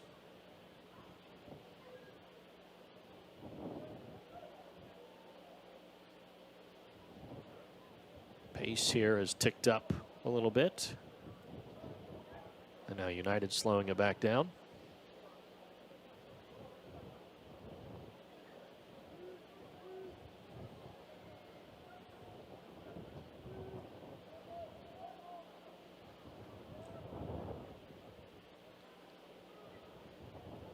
Alexander. Tremblez blocked. Laguerre got a touch, but couldn't control it.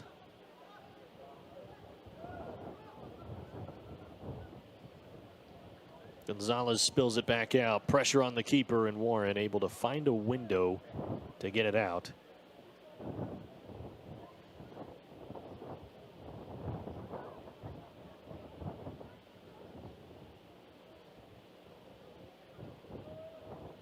Moignet.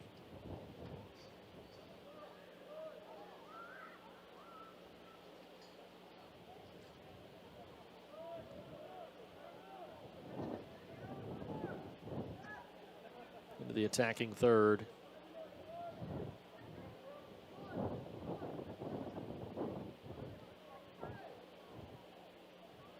Kareem Williams, left-footed cross. And it rolls all the way across. Tremblez wasn't able to get his head to it. Nicholas Rowe.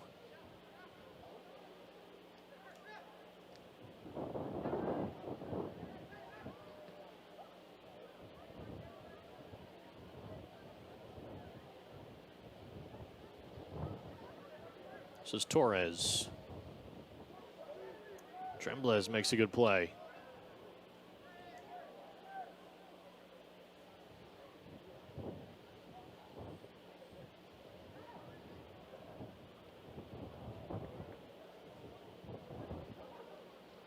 Rowe gets it to his right boot, just enough space to have a shot.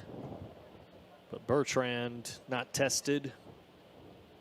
Third shot of the match for Tenfifteen.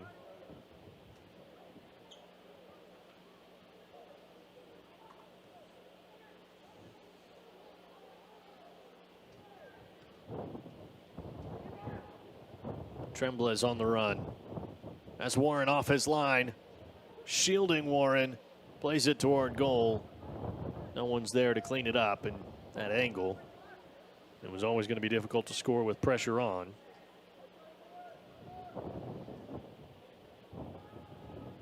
Tremblez has made a couple of really special plays when pressing. Nicholas Rowe slow to get up. Official stop play.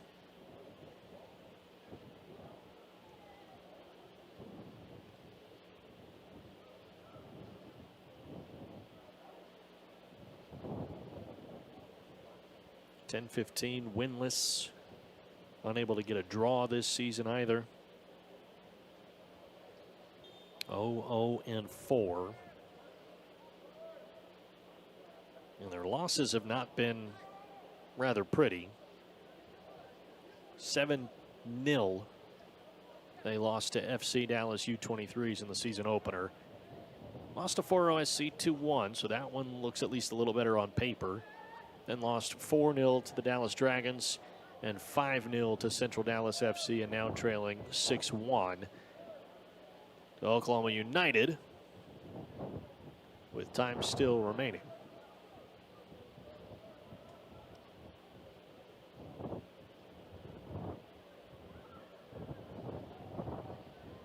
Cal Alexander.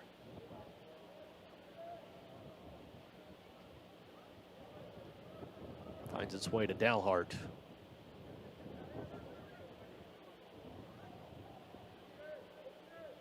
Goal kick on the way.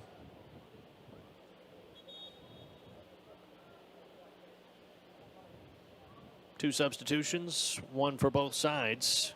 Substitutes brought to you by Glaucoma Surgeons of Oklahoma. It's Ethan Bonaparte checking into the match for Oklahoma United. He'll take the place of Beckham Williams. And for Tenfifteen, it's number 22, John Trujillo.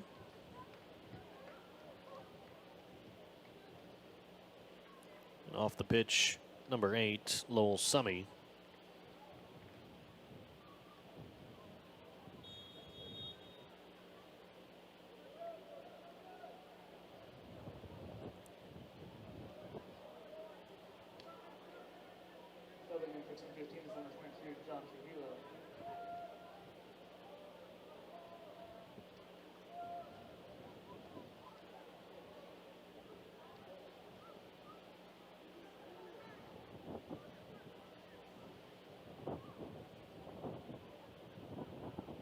Played over 72 minutes of action now.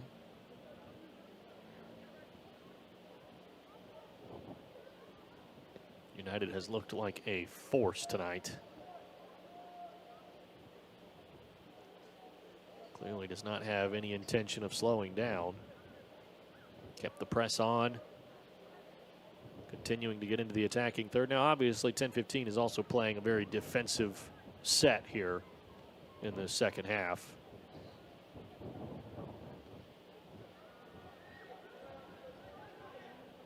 Trembles trying to shield and power his way into enough room for a shot. Williams, edge of the keeper's area, takes a deflection. Nicholas Rowe controls in front of Williams. Cabrera, for the third time tonight, draws the whistle. Fresh fit 4:05 free kick.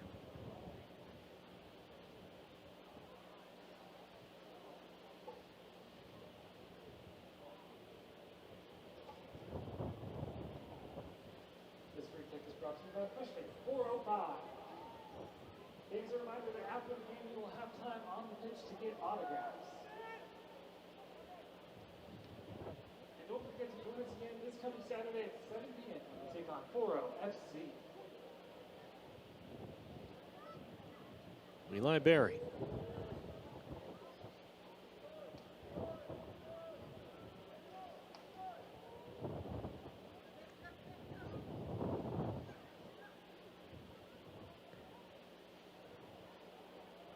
Good ball from Wanye to Laguerre.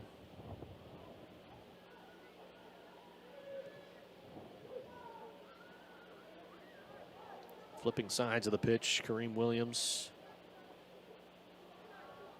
Eli Berry, and that's in.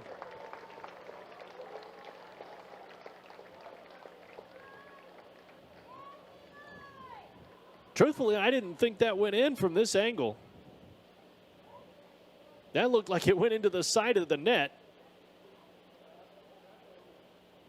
I was in some disbelief seeing Warren dive for it and let it through. That was on the near post. And Warren giving that up. That's a tight window to fit it through. And Eli Berry, like a marksman, is able to find that little window and scores his second on the night. And the 7th of the match for Oklahoma United. Outstanding performance here for Oklahoma United.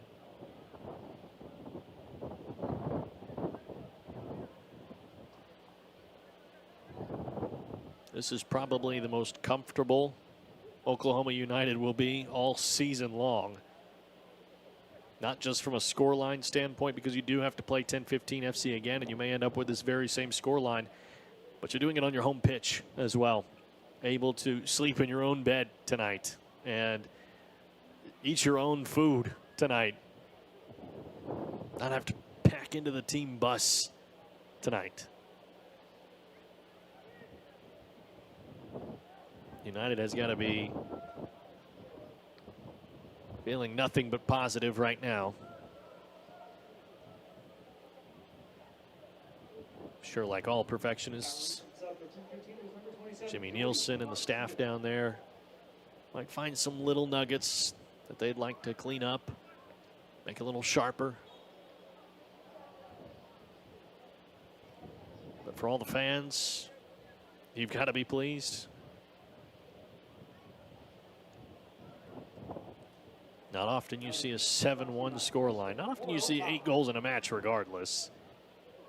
Much less a 7-1 lopsided scoreline like this.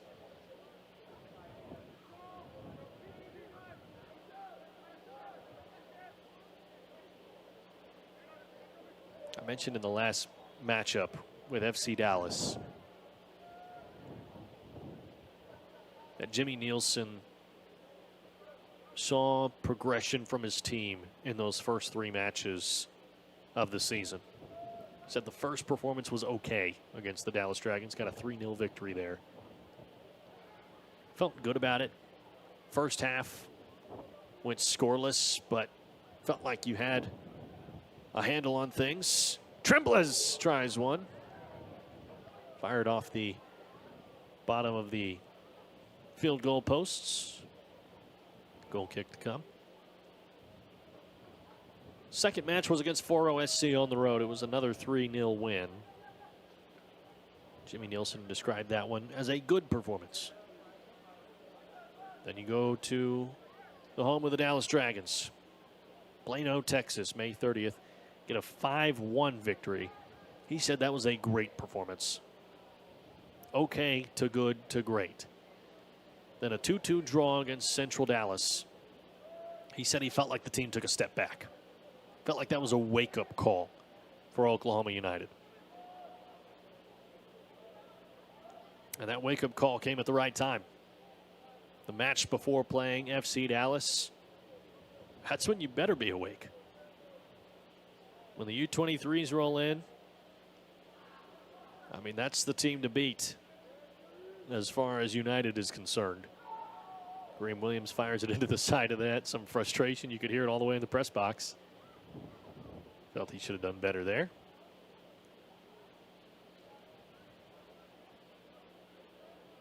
But United felt like they were the team to beat, and they did so. They did beat them. 2-0 win. Both goals in the first half. Second half, United was able to sit back and be defensive. I mentioned during that broadcast that the possession statistics might be a little lopsided for FC Dallas. And by the end of the match, it was 58% to 42. But of course, with United sitting back defensively, you could see where that might end up being the scenario. And now here against Tenfifteen, look at this one as really a refresh. Be able to continue to get loose, continue to really take up in form, and hope that you can carry momentum from a game like this into the next match on Saturday against Foro SC. Kareem Williams, the team captain, down, the athletic trainer out alongside him. He's up to his feet.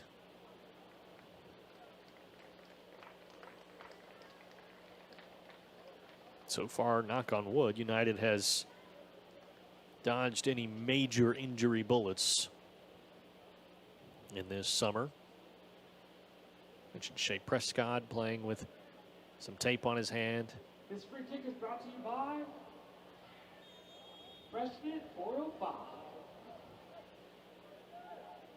Discussed it maybe being a dislocated finger. Training staff said it may be more of a tendon issue with his finger, but either way, at least able to play through it.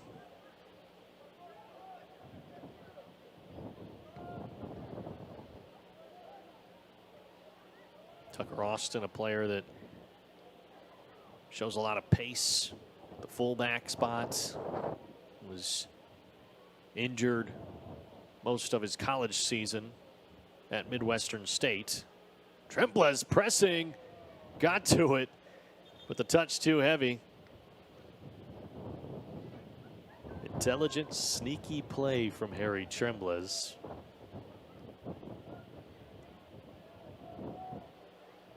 But Austin now wears that brace on his knee. Still able to compete, obviously, and compete at a high level, but certainly got to think he'd prefer not to have the brace on his knee and be able to be at full health all the time. You got to imagine he would have loved to contribute a little more to Midwestern State's Division II National Championship.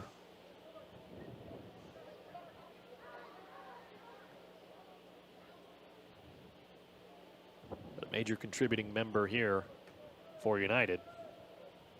Tenfifteen gets a corner kick. Corner kick's brought to you by Teriyaki Madness.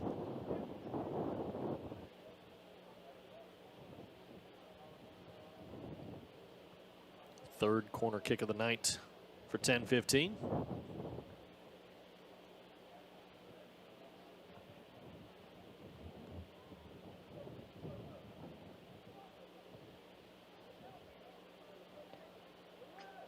Ball in, front post, Prescott heads it away. Goes back in, and Bertrand able to get the gloves on it. That corner kick was brought to you by Teriyaki Madness.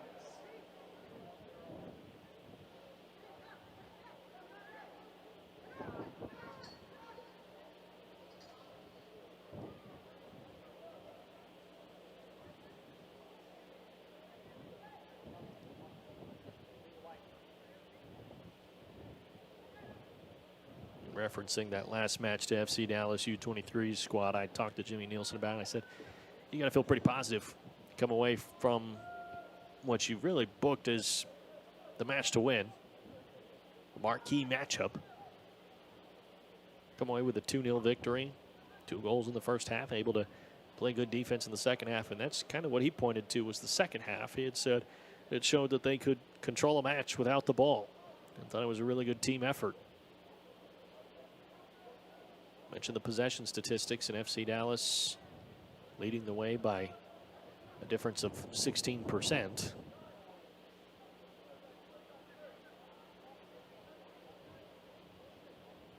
Nielsen, none too surprised by that. Mentioned in the pregame conversation I had with him that he expected the possession statistics to be lopsided.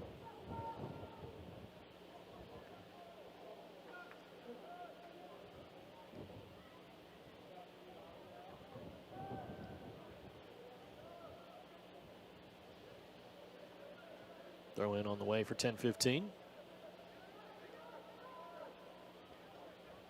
Mentioned the 4-0 match on Saturday. United finishes out their regular season with 2 more road matches following Saturday and 1 final home match on July 6th. They'll go to 10-15. That's in Frisco, Texas on June 20th. Play at the FC Dallas U23 squad's home, also Frisco, Texas. Same place, by the way. June 26th will be that match. Another one to really prep for and really make sure you're in top form for. And then Central Dallas FC will be the final regular season home match for United. If United is able to maintain the top seed in the conference, they will host any of the conference matchups that they might see. So that first round matchup, let's say Oklahoma United finishes first in the Red River Conference. They'll play whoever's fourth, they'll host. And then regardless of who wins the 2-3 matchup, Oklahoma United would also host, being the higher seed. That's still a few weeks away.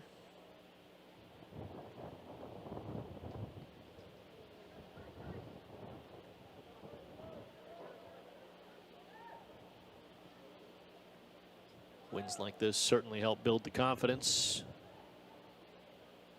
But also help when you look at the table and see numbers that are just so separated.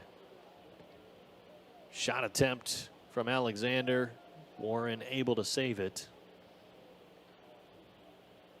Goal differential after tonight, if the score holds as is, will be plus 18 for United.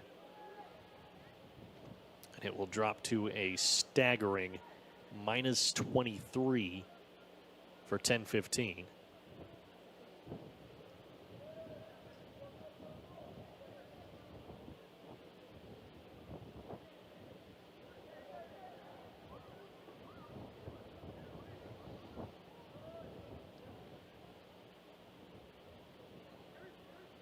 Kareem Williams.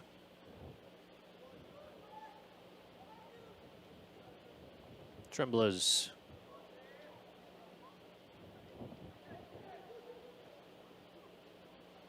Barry feeds to Tremblez. Tremblez to Kareem Williams. Scored once on that style of pass. Crossing it in, back post. This time Warren not going to let it through.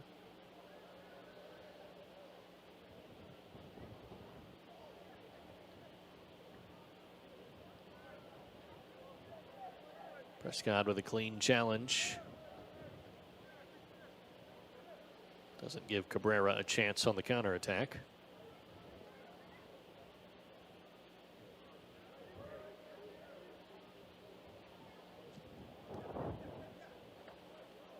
Chiroro. Now Williams back post. Tremblez, it's punched away. Chiroro has time to set and fire. It goes wide.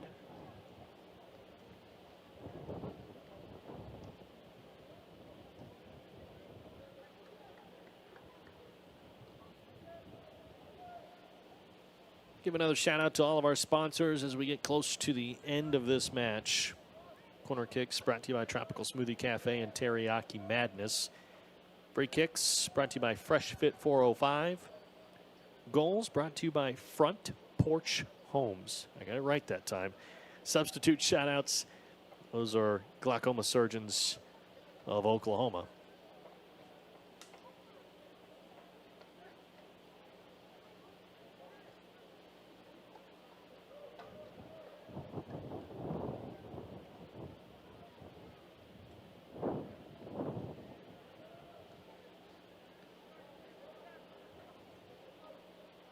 Chiroro.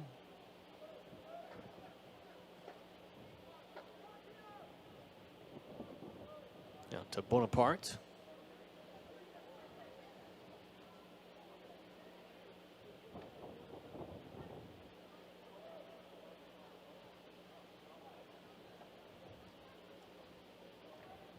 Tremblez across to Chiroro. Able to keep it in play. And now a Fresh Fit 405 free kick on the way for United. In the waning moments of the match.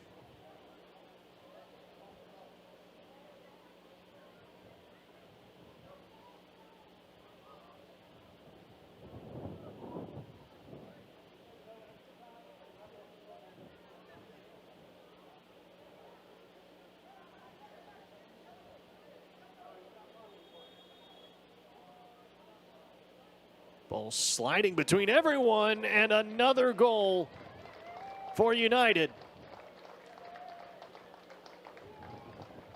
Somehow that ball rolled beyond everyone and was able to find the boot of Harry Tremblez.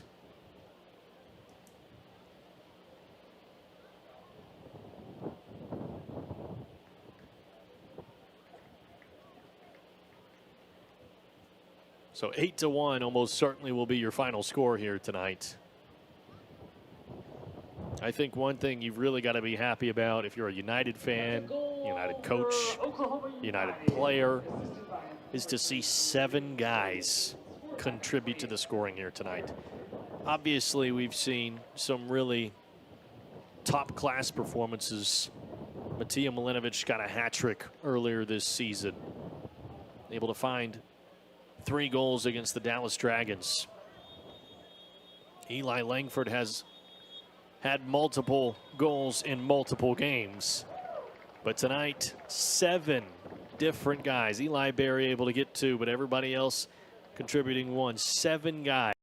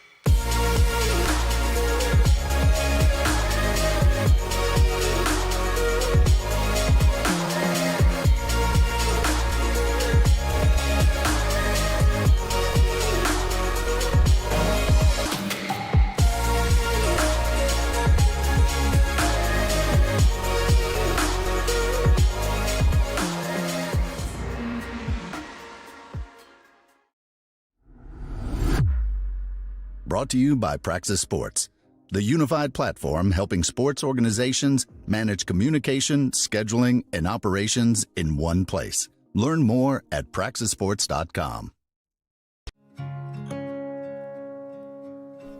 There's a leisurely lunch with friends.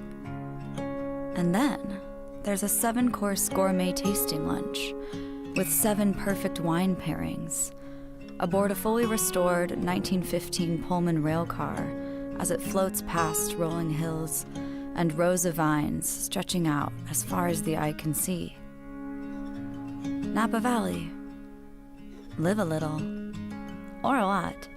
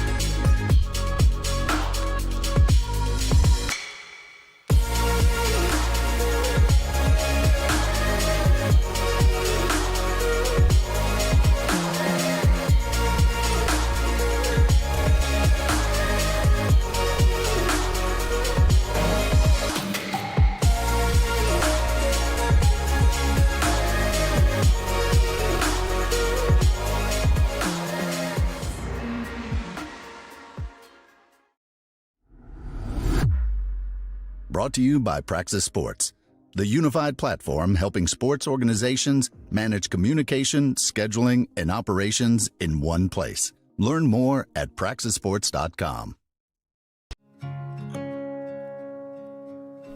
There's a leisurely lunch with friends.